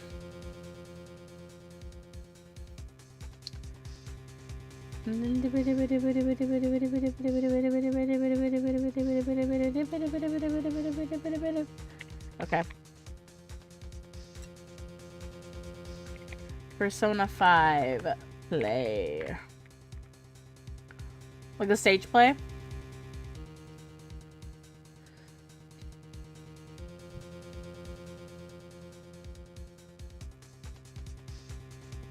Oh yeah, so it's like it's the same one. Okay, I thought you meant like a new one or something. I have not been seeing it be like revived, but that's great. I'm happy for them. I'm happy for my boys. Speaking of shipping, my Hear Me Out is definitely Akechi and Joker Persona 5, like shipping wise. Like, hell yeah, let's ship that. Earlier on stream, I was saying that my Pokemon ship is red and blue, and there is so much evidence for that. And Viking agreed, and I appreciate that. I just need more people to agree with me that blue is really gay and obsessed with red. Like, he's truly just so gay. Rivals are inherently gay. We said this earlier. And Persona 5, Akechi Joker Rivals, gay. Blue and red, gay. Edgeworth Phoenix, gay. If you have a rival, you're gay. I don't make the rules. Childhood friends or people who are the opposite of the same coin, gay. Foils of each other, gay. What's he doing here? Wait, this is Chairman Winter's house, right? Which means... Yes, it's Mr. Winter's home too, presumably. You have link protection on? Yes, I do, because whenever the bots come a-botting. And I always worry that somebody will click a link they shouldn't click if there's like a bot or something. Got a clip, lol. Oh my god, wait. Yeah, go ahead. Let me turn it off for a second. Give me 1 second. Let me find my settings. Alright, go. Post the link. No, post. I got it. You're ready to go, Viking. Send it right here. I got it. I got you. I'll turn the setting back on in a second. Okay, there we go. Let's watch it. Let's see. Let's see this clip.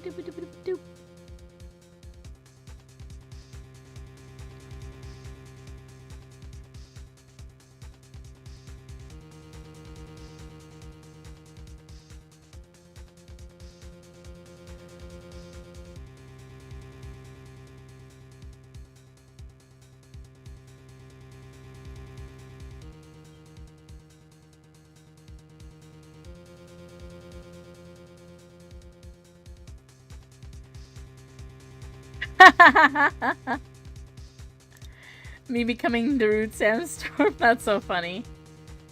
The Ace Attorney music, you know? Ah,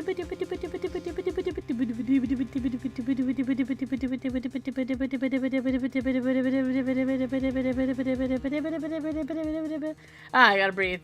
I gotta breathe at some point.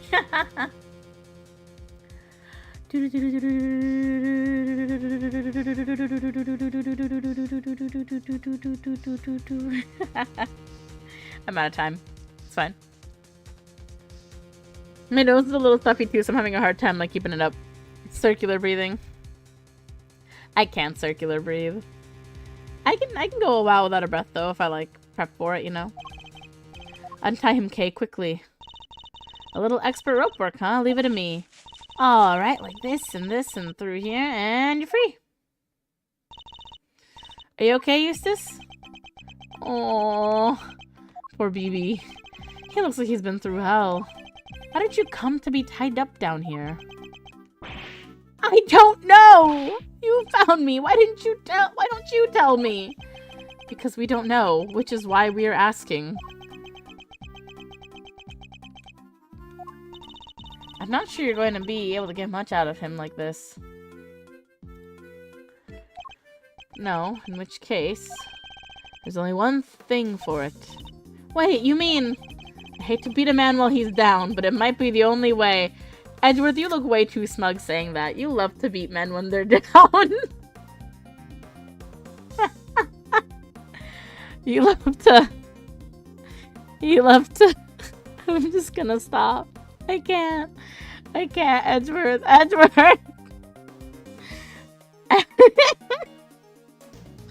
I have comments to make about this dialogue. They just make it too easy, you know? They make it way too easy. Oh, man. Look, don't go too hard on him, okay? You might push him over the edge. Understood, I'll tread carefully, I promise. Though I can't promise I'll be very good at it. I've never held back against my opponents before, after all. Yeah, it's not Phoenix, though, so he'll be a little bit nicer, because this is him just getting evidence out of somebody. This isn't him being hella gay for Phoenix. How did he wind up here? You don't understand. You don't know what it's like being me. Oh, shit. Oh, fuck. He has trauma. This teenager has trauma. Oh, no. Oh, no. I guess we just have to quietly listen to what he has to say. Oh. Oh, I feel bad for him. No. He's just a crying child. Wait, Eustace. Why me? Why am I always the last to know? The butt of every joke. No! He really has questions. I'll have to do my best to try and answer them. But he's also clearly in no fit state for this. I'll need to try and finish this quickly. What he needs to hear and try to calm him down. Mind chess commence.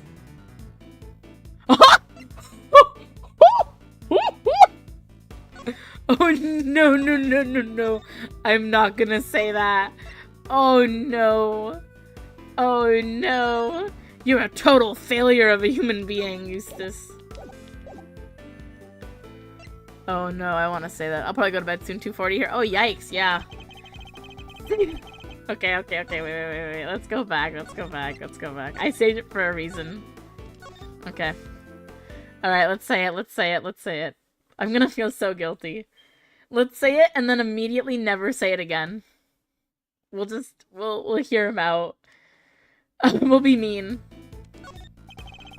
I've noticed something over the short time we've known each other, Eustace. You're utterly worthless. Don't you think you should just start over? Try to learn to be a decent human being from scratch? What? Oh. Calm down, I'm not done yet. I don't want to hear what anybody has to say. I pushed him to. Oh! How could you, sir? Awarded. Ah! I don't trust anybody anymore. Oh, I feel so bad now. Curses. Oh, shit. Does the game just end here? Well, I got my achievement. Oh, no. I feel like a terrible human being. I feel like a terrible human being for doing that to you. I'm sorry. I'm sorry, son. I'm sorry. I'm sorry. Tell me what's on your mind. No, I will not. Even if I did, it's not like you'd listen to me. I can pretend to listen. And bide my time. What is this? Why aren't you shouting? Objection! You always shout objection. I like how he cut out for a second for that. That's funny. Hold it! I love this. We're just literally giving therapy to a teenager right now. What? You're really gonna listen to me? Learning the truth about your father can't have been easy. I can only sympathize. That wasn't the hard part. The hard part was losing everything I ever had in a single morning.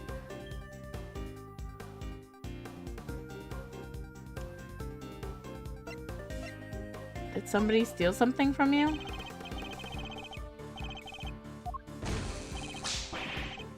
Oh, no, that was wrong. I don't trust anybody anymore. Fuck, I fucked up again. Okay, we keep biding our time. We don't press. We just listen. We just listen. He needs a listening adult. Okay, he just needs... I need to go in teacher mode for this one. This is teacher mode time. I need to pull my inner teacher out for when my kids are upset and just listen. He just needs someone to listen to him. Bide your time, Edgeworth. Don't say anything snarky. Objection! Objection! Bide my time. We're gonna wait. Speak when you feel like it. You're really going to listen to me? Learning the truth can't have been easy. I can only sympathize again. The hard part was losing everything. Bide my time. Aw, poor you. It would be so mean also. Everything I thought I worked for, it was all a lie. Dad just made it happen. So tell me, Edgeworth, what am I supposed to believe in now? Oh, man.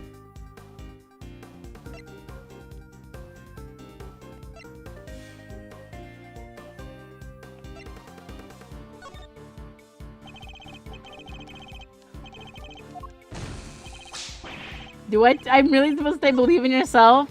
Is that really it? I feel like if I were him, if I were doing the Edgeworth special, I would say, okay, me personally, I would lead with, you don't have to believe in anything because you just need to be who you are, you know? Because telling someone believe in themselves and they don't believe in themselves, I also feel like it's kind of condescending. But like maybe I'm overthinking it here. You know what? I'm overthinking it. We can go the anime route. Bide my time. I also wonder if I should just bide my time all the way through.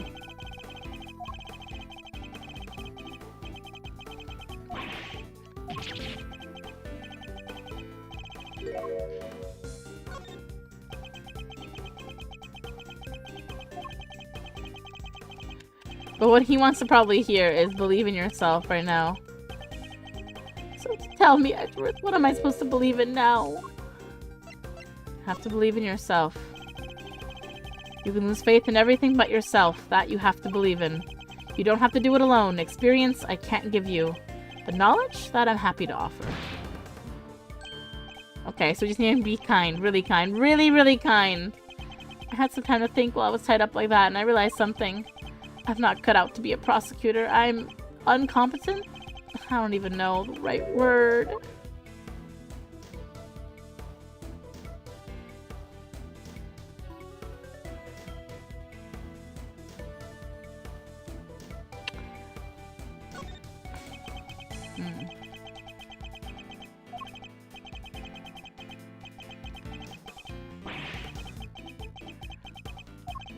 No, calm down, please, since I chose the wrong moment to stay quiet.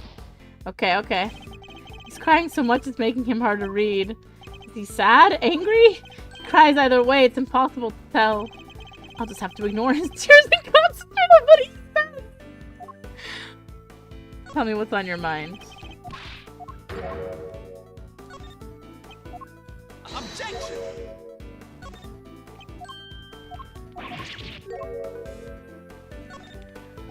Okay, okay, okay. So we see this. We say this. Go off to bed, leave it lurking on PC. No worries, Viking. Have a good night.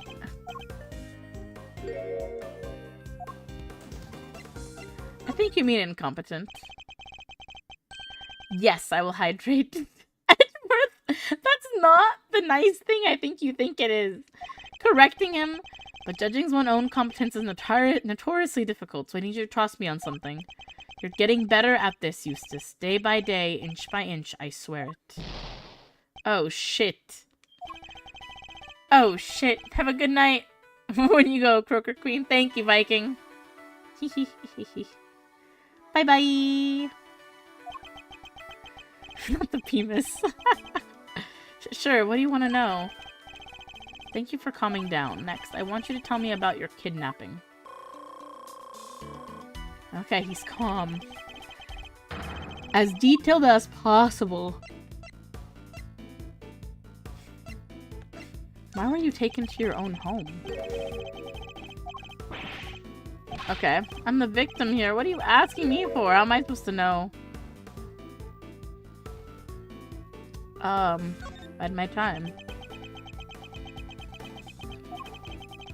Locked me up in the box and locked me up in here. I was scared. So scared. Do you happen to overhear anything your kidnappers might have said? I think one said, if you want to blame somebody, blame the guy who owns this house.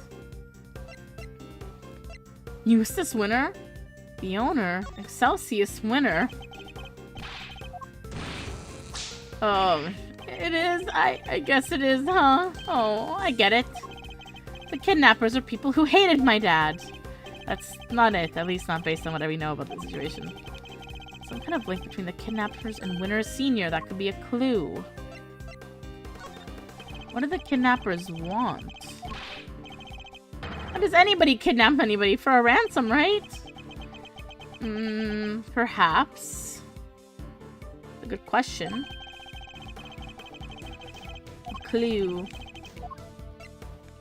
Who were you kidnapped by? Of course I don't. If I did, I'd have told you already. Your father was behind the kidnapping. Which is fucked up. I mean, having someone's father behind the kidnapping, that's crazy.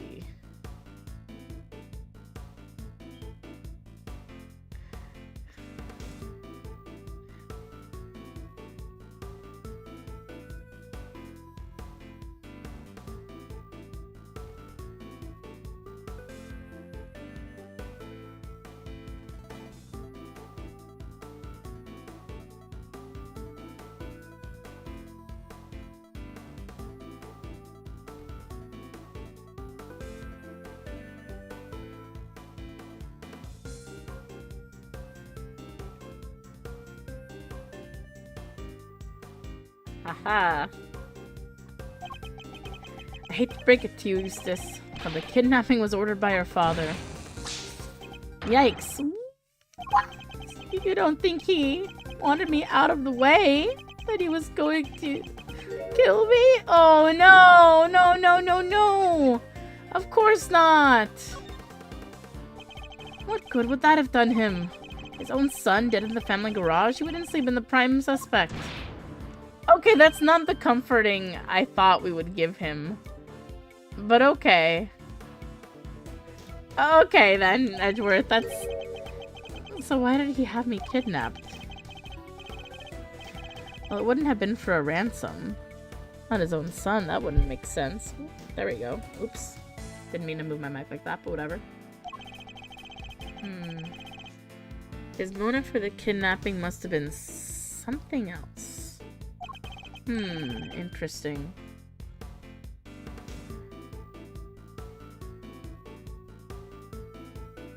I feel like my camera's not quite catching my face as much.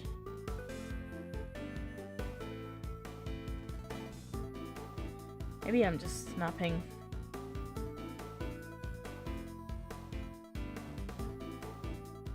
I don't know. Maybe I'm crazy.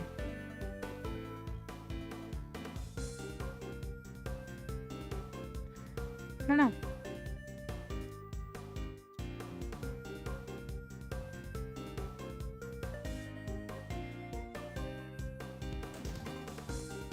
Oh well, whatever.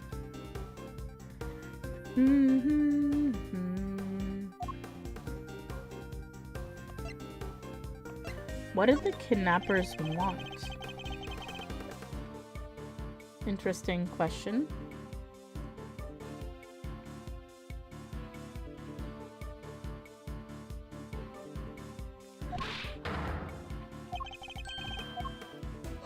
That wasn't your father's motive.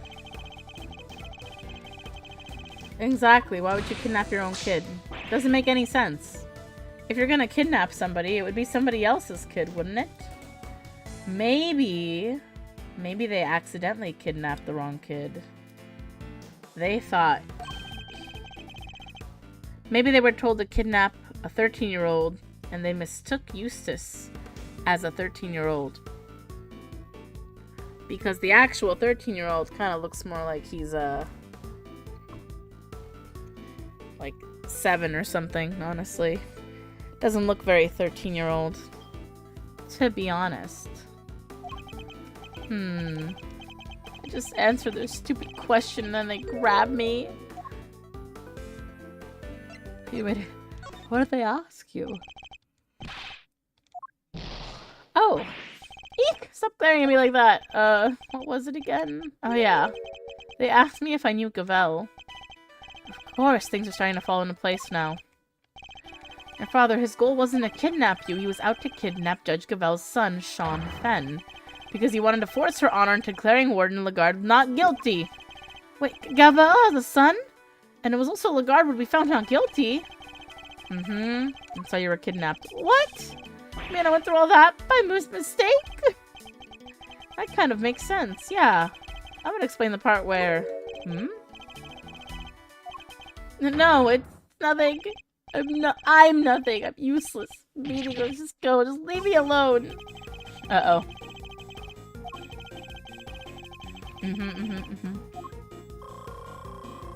Gotta calm him down again. He's still suffering considerably. I need to help him get back on his feet. What is it you remembered? I didn't remember anything. All I remember is him.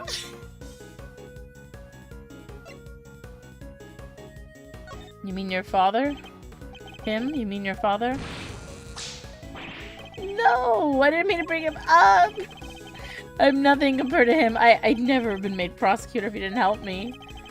I've been wanting to ask you about that for some time. Why did you become a prosecutor?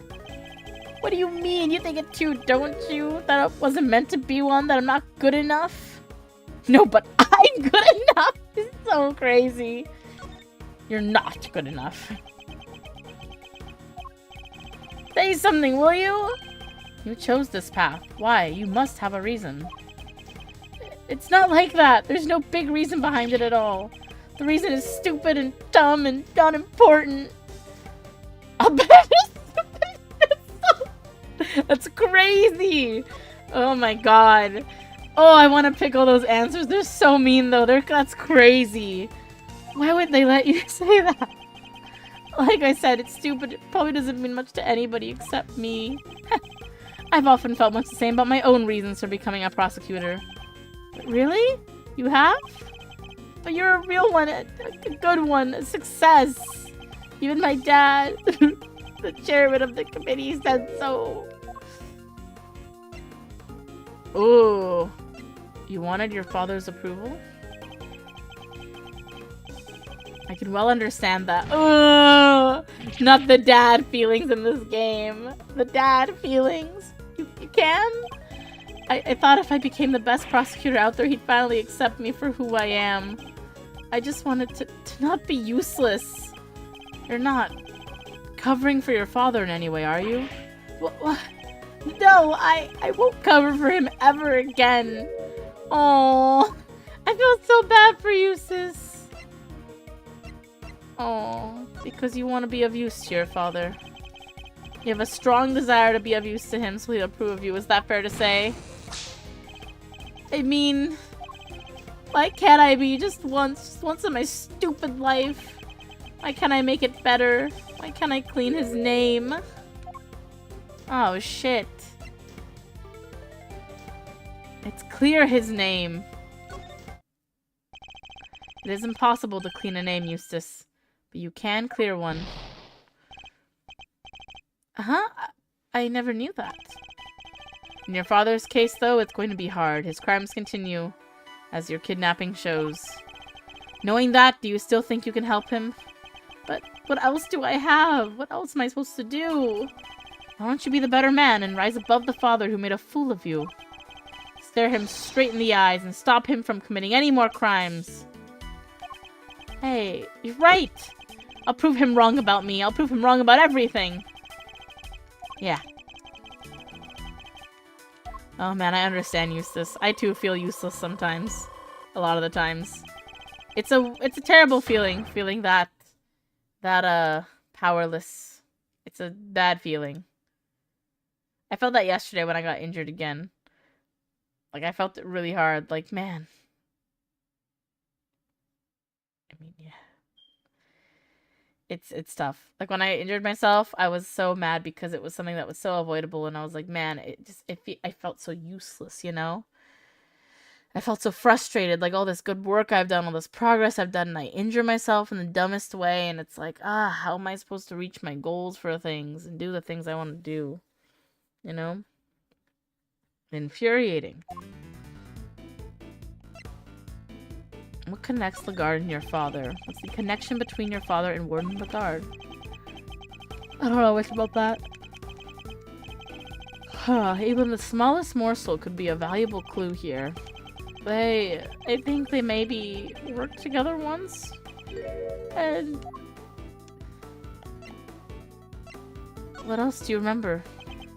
And? What is it? What else have you remembered? I think she got the job at the prison because my dad recommended her. Interesting. Did he have any particular reason to recommend her? Ooh, we're getting a little extra information here. I guess he thought she was good at her job. Like me. Bide my time. It's okay, Eustace. Cry it out. Never mind, he's just okay. I think they knew each other from back when he was the chief prosecutor. Was he different at all? Oh, he was amazing! There wasn't a piece of evidence he didn't know or a case file he hadn't read. Aww. An intimate knowledge of cases and the evidence pertaining to them. Eustace seems to be very excited about how much he admired his dad. Aww. Important clue. Where's the evidence from the case?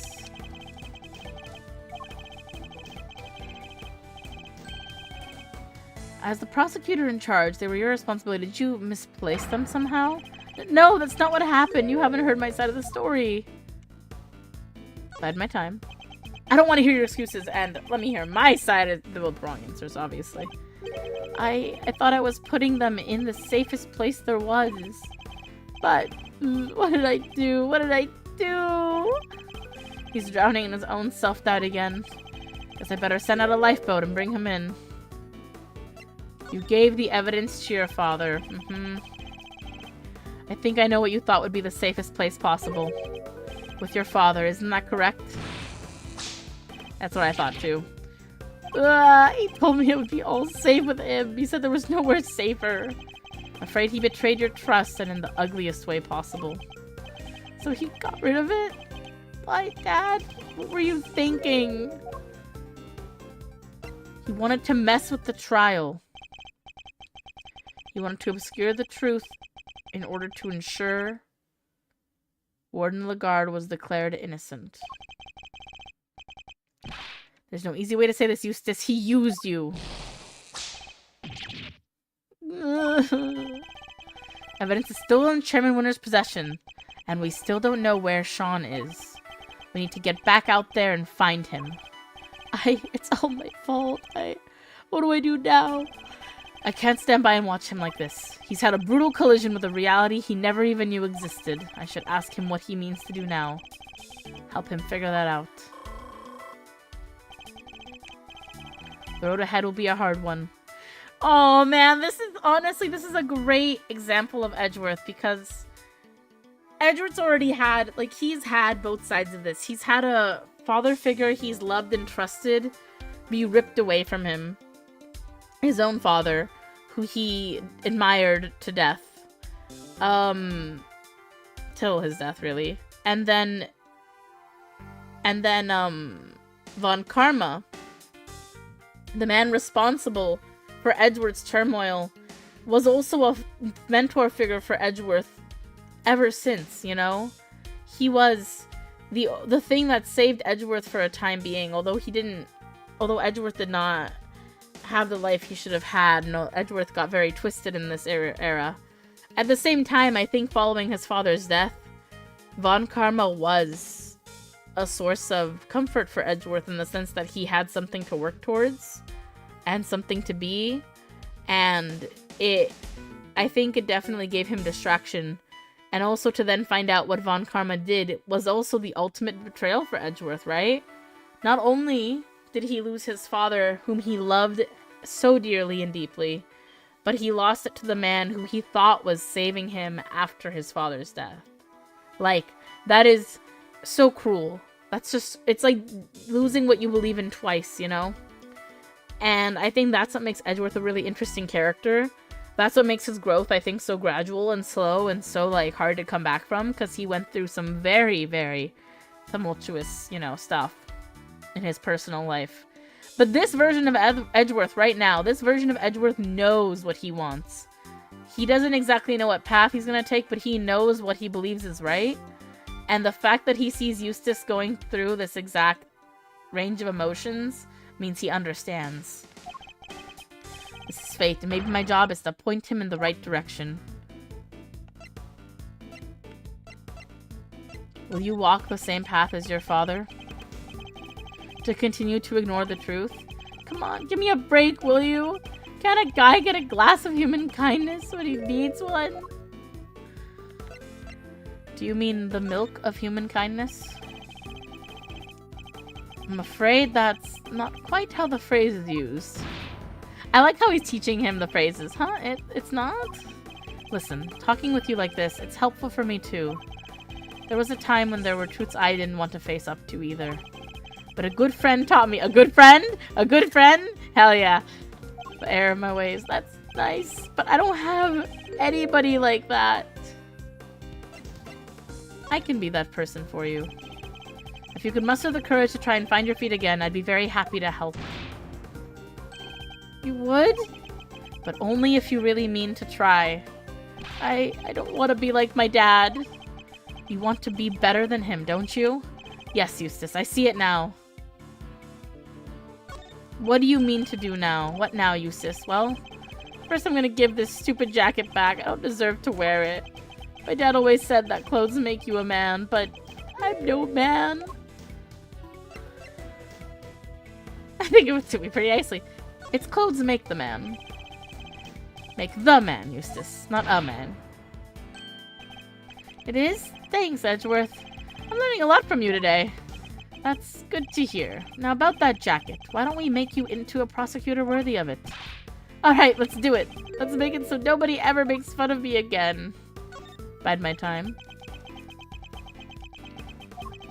But how? How do I get there? Tell me, what do I need to do? I just don't know. I just don't know. I need a clue. Will you continue to work as a prosecutor? I don't even want to think about that yet. After all, I only ever became one because of my dad. I probably shouldn't even think about carrying on, should I? Only you can answer that, Eustace. It's you. You gotta answer that question. Yeah! Only you can decide what path you choose to walk. Then I don't want to stop being a prosecutor. If I give up now, I'll regret it for the rest of my life. I just know it. So he intends to see this through. I'll bear that in mind. Yeah, Eustace, let's go! He's told me he wishes to be better than his father, and that he wishes to remain a prosecutor. I take that to mean he wants to be a different kind of prosecutor than his father. That's the first important decision he's ever made for himself, and it tells us where he means to go next. Oh, this is totally paralleling Edgeworth's mind too, and Edgeworth's sense of self. Edgeworth has chosen to be a prosecutor. But then he doesn't... In losing his badge and stuff, he's thinking, you know, he could become a defense attorney.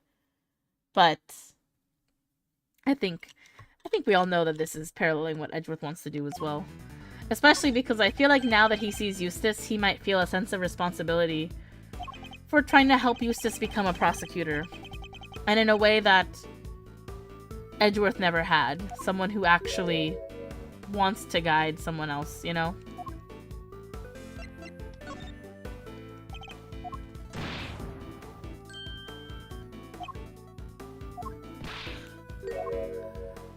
Bide his time. I just don't know. If only he'd remember his own words from a few minutes ago. The decision he made should serve as a good guide for what he should do next. He'll be a different kind of prosecutor. Walk a different path from your father, correct? It won't be easy, but the path you have chosen is that of the true prosecutor. And now that you have chosen it, when the time comes, you'll know exactly what to do. Oh, Eustace. You're lucky. I myself still haven't quite decided what to do with my life. But you have, and it's a choice you made all on your own. Now all you have to do is believe in yourself and in the path you've chosen. Mistaken for Sean, kidnapped by his own father's underlings, and losing his belief in himself as a prosecutor after his father stole his evidence. He's been through so much in the span of a single day, more than I can imagine. Yeah, finding out your father is a criminal is not a good feeling, I'm sure. Well, I found out a lot of things I don't want to know about my dad too, in like across a few instances as well. So I understand that. That's checkmate. Mind chess, checkmate. No.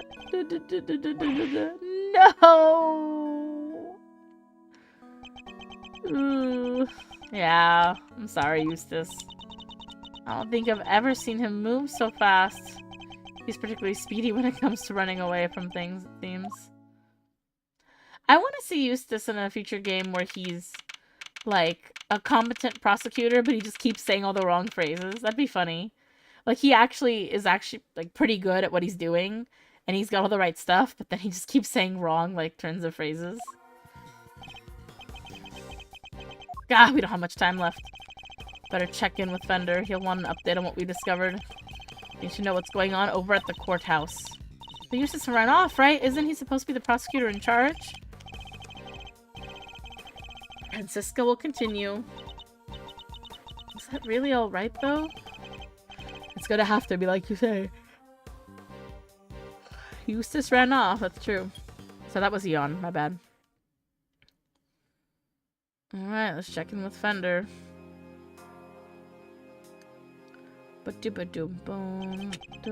Look, I hate to be a stickler for the details, but let's go over this just one more time, shall we?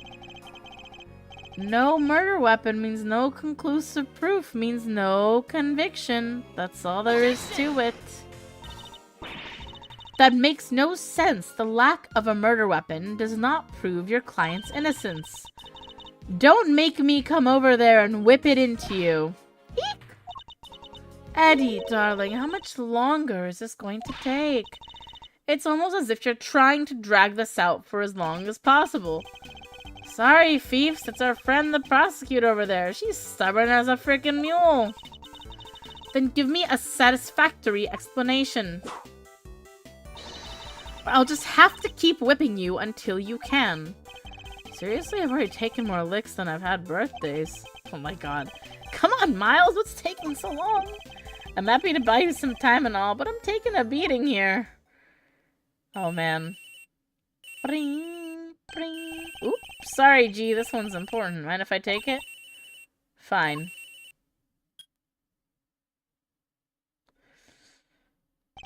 Fender.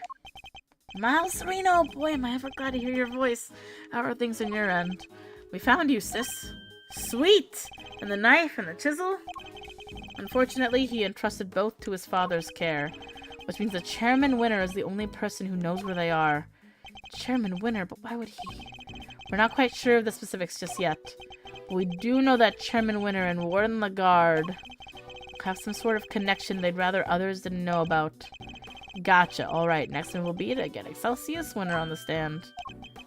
Best to hear the deets from the proverbial horse's mouth, right? I'll keep looking for the missing evidence. And for Sean. Well, shake a leg, will you, big guy? Can't keep this one from going to the judges much longer. We're a gnat's whisker from a verdict here. A gnat's whisker? That's me, I'm a gnat. A gnat? It's me. I wonder how long Judge Cavell's nerve can hold. This can't be easy for her. We need to hurry. Yeah, it's her own son on the line. Yikes. The Courthouse of Doom? They're gonna call Chairman Winner to the stand. Who knows how that will go for them. He's already stooped to evidence stealing and kidnapping. What else is he capable of? Exactly. We should look over any evidence we have relating to him just in case it might help. Doo-dee-doo-dee-doo-doo. The glove in his garage. The case file from the ISS-7 incident. Okay. Doo-ba-doo-ba-doo-ba-doo.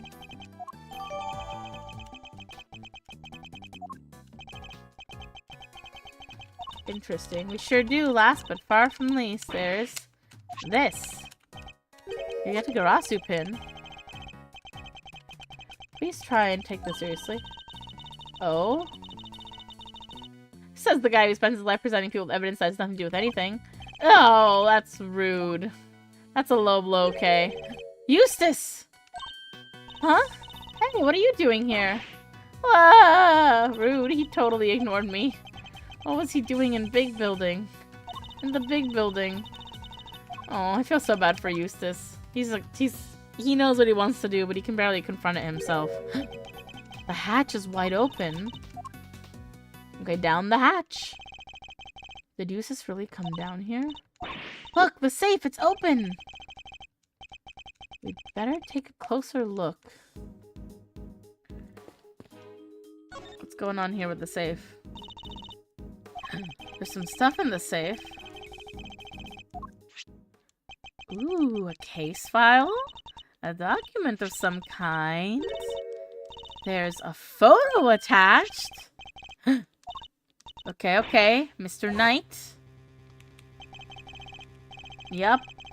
Tried to assassinate and then got killed himself. What's the paperwork about? I'm not sure. Let's take a closer look. You were right, darling. There's some sort of connection between Knight and Canis. As you know, we've been trying to find out who Canis plays silly correspondence chess games with. Well, now we know. I'll be pulling Knight into my office for a thorough grilling tomorrow. And I'll make that worm admit he's Canis's lackey if it's the last thing I do. So you do your bit too, and retrieve the package we laid to rest 12 years ago. I'm sure it's still right in front of the planter where we left it. Ooh. I bet it's from Lagarde to... Pillow being interrogated in prison warden's office. To Chairman Winner. I guess whoever owns the safe, I'd say that's likely to be the auctioneer. Yup. What else? It proves another connection. Canis. Trying to flesh out Mr. Canis's henchman. Bohidharma Canis, assassin guy with a soft spot for dogs. Yup. That guy, same dude. Something links the three of them, something they don't want anybody to know. Probably the smuggling ring also. I wonder if it has to do with CCU, fake Yatagarasu, right? The chessboard, Oh, and the ring. The expensive ring. What if the ring is made by a certain someone? Your chess set and your ring are here too. All your possessions in one place. Which means the missing knife and chisel might be here too. Knife, chisel. No dice. There's nothing else here apart from Mr. Knight's stuff. Really? Curses. Knight may be dead. Curse you, Edgeworth. But he left unfinished business behind him. Find out what it was. Anything else in this room we should look around for?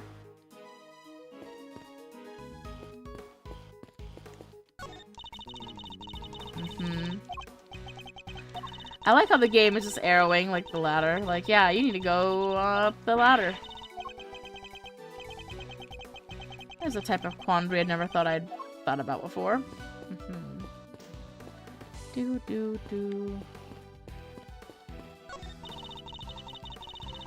There's something missing here. That mask. I hope the events of tonight's car are weighing on you too heavily, Kay. All we need is a Ferris wheel and a rifle range, and we've got ourselves a fairground. Okay. Okay, I guess she's fine. Shouldn't you give back the Jammin' Ninja mask, Kay? Etgarasu, repeat, Etgarasu. Over. Translating my position now. Okay. How did you do that? You got here already? Can we please get back onto our investigation? Request to regroup and reconnoiter. Duty received. Roger and out. Out and over. Roger, roger.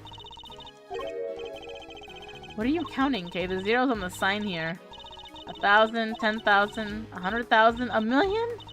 2,000,000, 400,000? It took you a while, okay? It took you a little while to get there.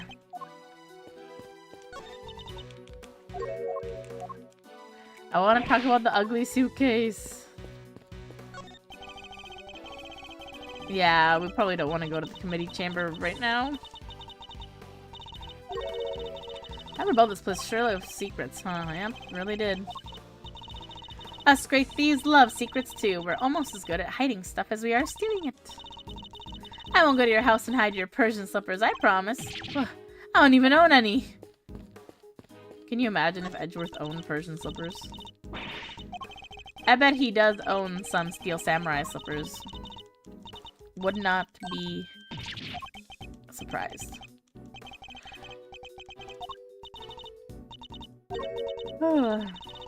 Sorry, my yawn. All this money. Better if Kay didn't see it. Stealing money is kind of the big thing with thieves right now. There are trends in thievery. But don't worry, Mr. Edgeworth. I'm no fashion victim. I'm my own great thief. They broke the mold and they made this Yatakarasu. Alright. Yeah, let's pretend that it is the latest thing so Kay doesn't do it. She's a hipster thief.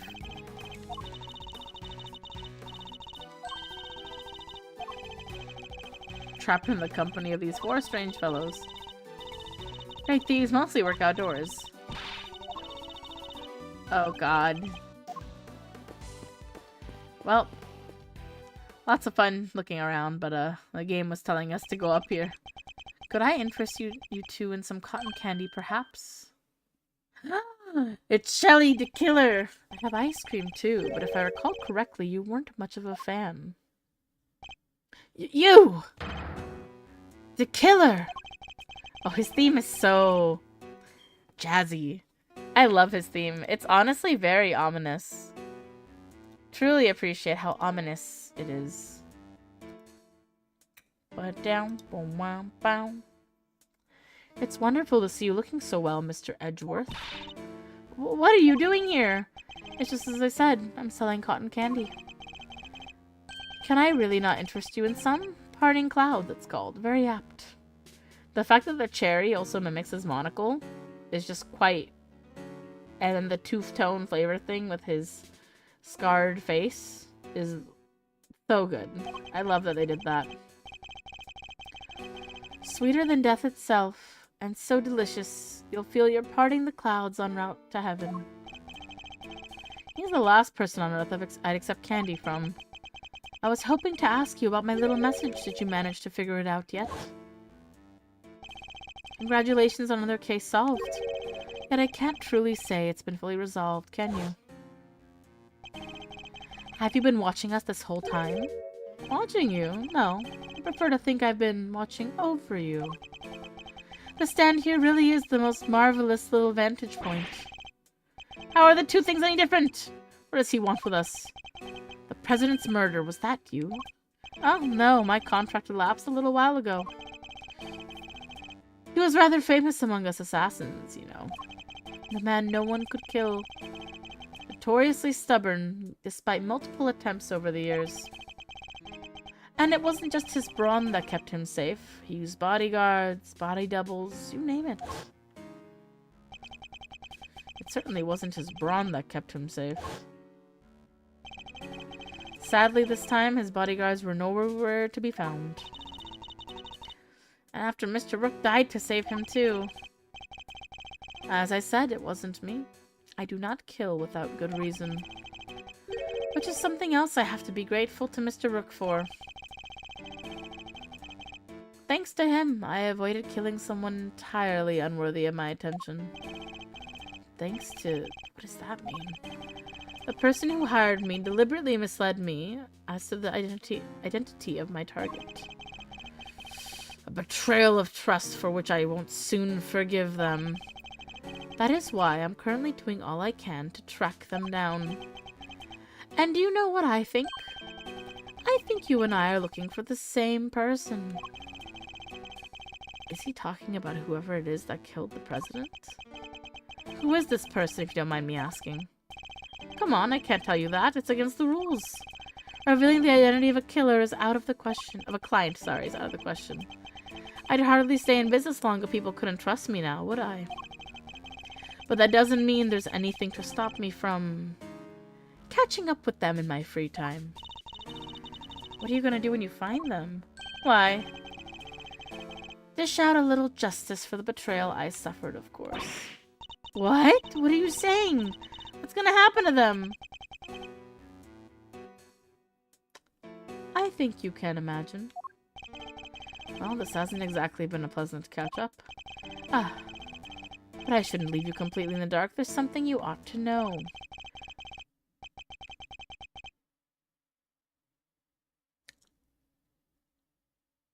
Oh, shit.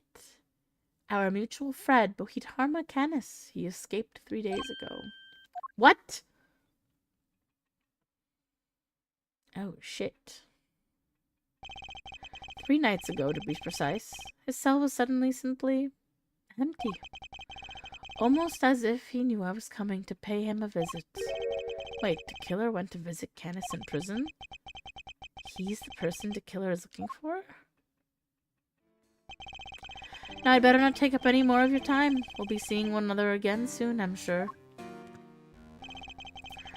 Let's both keep up the good work, shall we? We'll run our target to ground in the end. First the killer, now Canis, 2 assassins on the loose. And both of them seem to be interacting with Edgeworth a little too much. That sound... It's Judge Gavel's cell phone. Could it be Sean? How's it going, Miles? A voice changer. Who is this? It's your friend in the red raincoat, of course.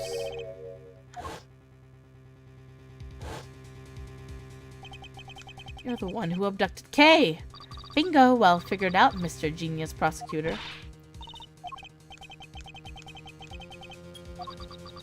I was as surprised as anybody when she lost her memory like that. Talk about a curveball! But never mind all that. I called to talk about something else. Yeah, there's something I need to tell you. Truth is, I was the one who made big, bad Chairman Winner kill little Miss Rosie Ringer. What? Is it CCU? I also called to say thank you. I neither want or need your thanks. Sure, but you deserve them anyway. Guess the penny didn't drop yet, huh? You're right, I abducted Kay as you put it, but why would I do that, That's right, because I needed you to help me make sure that Winner got caught.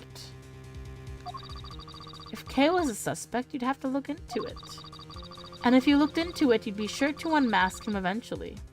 After all, you're a genius, right? Everything worked out exactly like I planned. Oh, but there's something else you should know. Something you didn't figure out yet. It wasn't Winner who kidnapped Judge Gavel's boy. How do you know about that? You and the good judge are more similar than you know. I think you might even be becoming friends. After all, she visited you at the detention center, right? Seems pretty pally to me.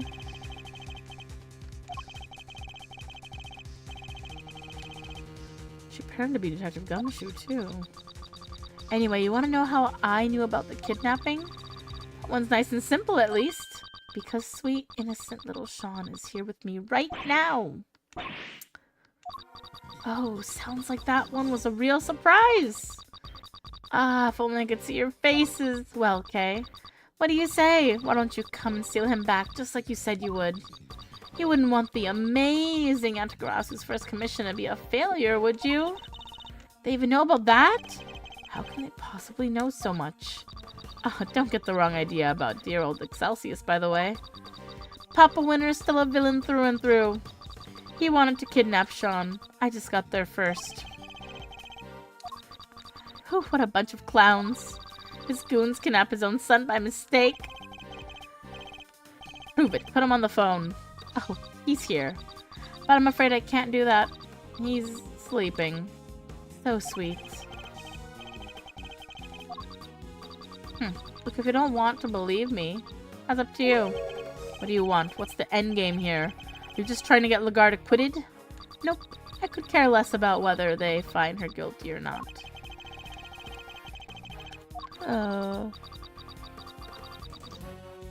My endgame is going to have to stay a secret for now. Alright, nice talking to you. You kids have fun, okay? I bet this is CC. CCU. I'm counting on you trying to track me down. That'll be half the fun. Not that I rate your chances of bringing me to justice very highly.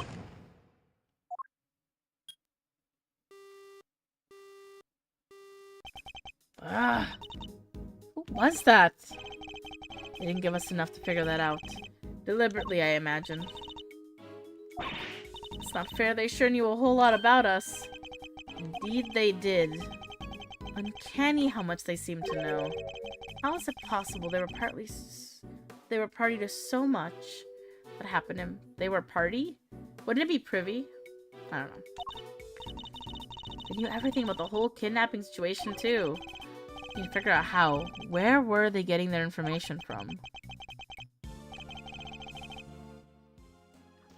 Ooh, we're gonna have to do some... Doomp, doomp, doomp. Dooba-dooba-doo, booba-dooba-doo, booba-dooba-doo. Boom. Uh-huh.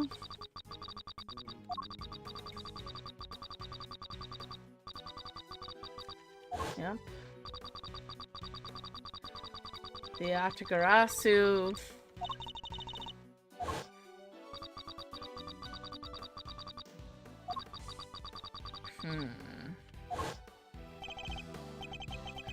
Based on the specifics they mention, there's only one possible answer. I've got it, Kay. I know how they knew. Huh? Really? They were.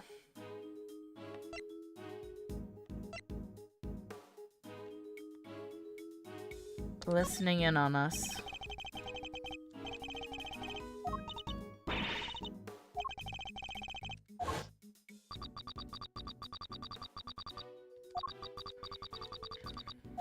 Well, they could see your faces. They couldn't see us. They weren't filming or following us. Let me take a look at the stuff in my bag. How could they have concealed it?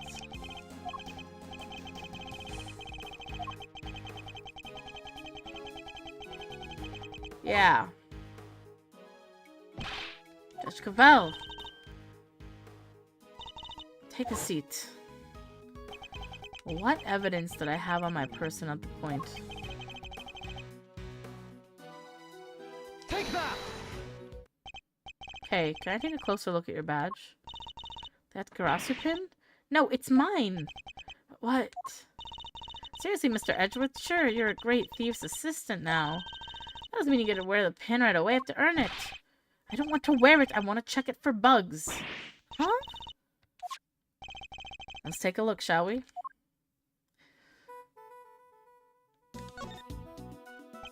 There's something I've been wondering for a while now, but is this pin something you inherited, or I made it myself? Yeah, they're thief wearing it.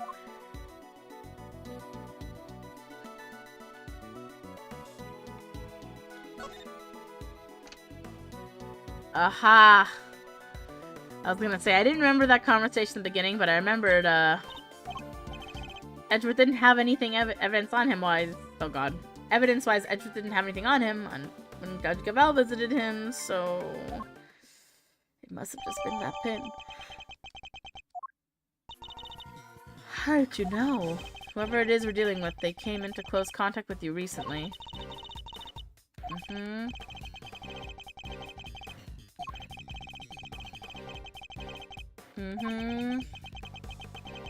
Would have been impossible if I didn't have the bug on my person at the time. Yep, and all they let him have was this pin. I heard everything he said. I suspect so everything to do with this case and more. Wait, they're probably listening to what we're saying right now. They may well be, yes. Hey, jerk face. Okay. Eavesdropping coward, why don't you come out and show yourself? Oh? Huh? What was that sound? Oh, ouch, dang it. Huh? Oh, look. It's Tabby.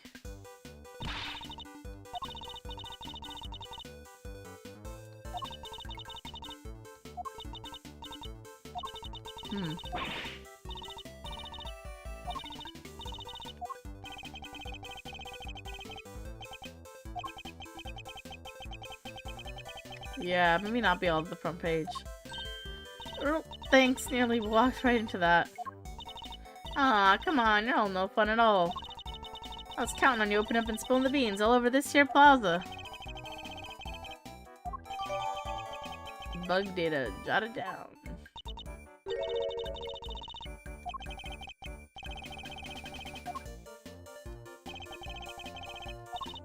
Huh? No, that ain't him. The kid I saw looked dumber in mud. Oh my god. Even if he didn't have some fancy school uniform on. Oh no.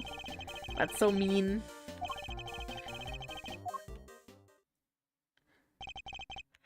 Back to Noah. It's only 20 minutes left until 2. Are we gonna make it in time? Oh shit, I don't know. Wait, Mr. Edgewood, I just had a thought. It's about that phone call. There was a weird noise in the background, right? There was?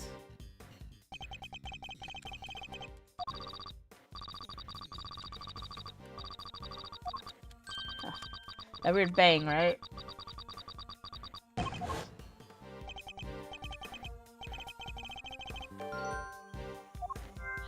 There was a loud bang.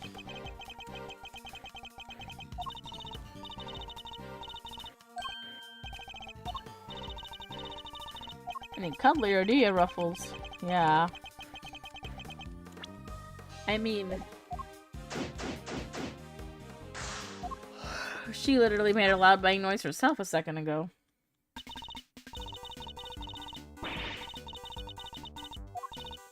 Closer. Sure, if by closer, you mean wound up going for the completely wrong kidnap victim. Aw, really? I thought I'll give you a tip of the century. Reliable sources. I don't gotta give y'all no tips at all, you know. Fine. Only because I got a real scoop for y'all this time. Your scoop? Tell us.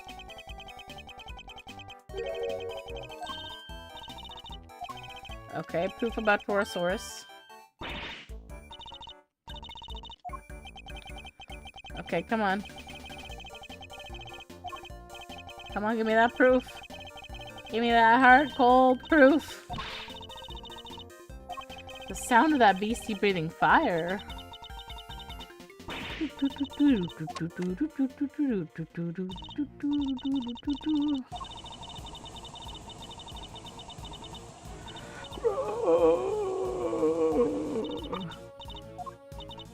Ah, kinda hard to tell over the shouting, but it could have been something breathing fire, I guess? Maybe?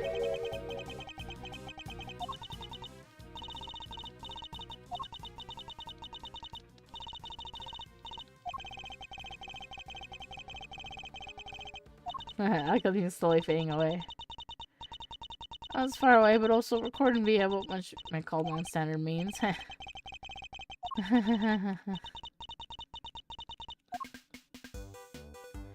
What are non-standard means, Lloyd?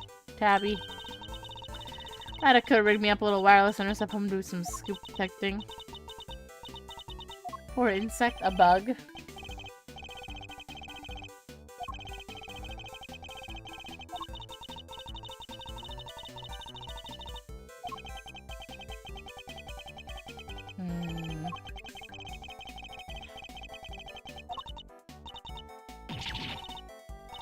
Thunderous ear-splitting noise over here. Pounding of feet, electricity in the air. That was it. Torosaurus. Oh.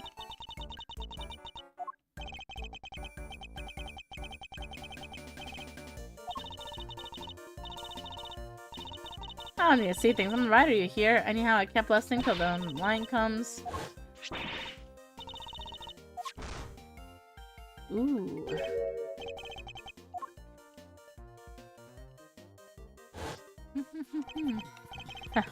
Our apologies for that. I'm sure Carrie didn't mean to blow you over with her little outburst. As shocking as it was because you didn't hear it directly. Uh-huh. She planted it? I ain't no buggin', just a little lighthearted intercepting is all.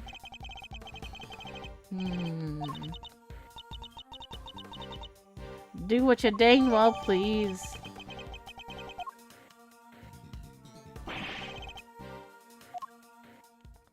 Oh, Mr. Edgeworth, Miss Saint. Or sorry, Miss Barry, Mr. Saint. Oh, monkey. Monkey. Oh, poor Sean. I guess I still know about the kidnapping.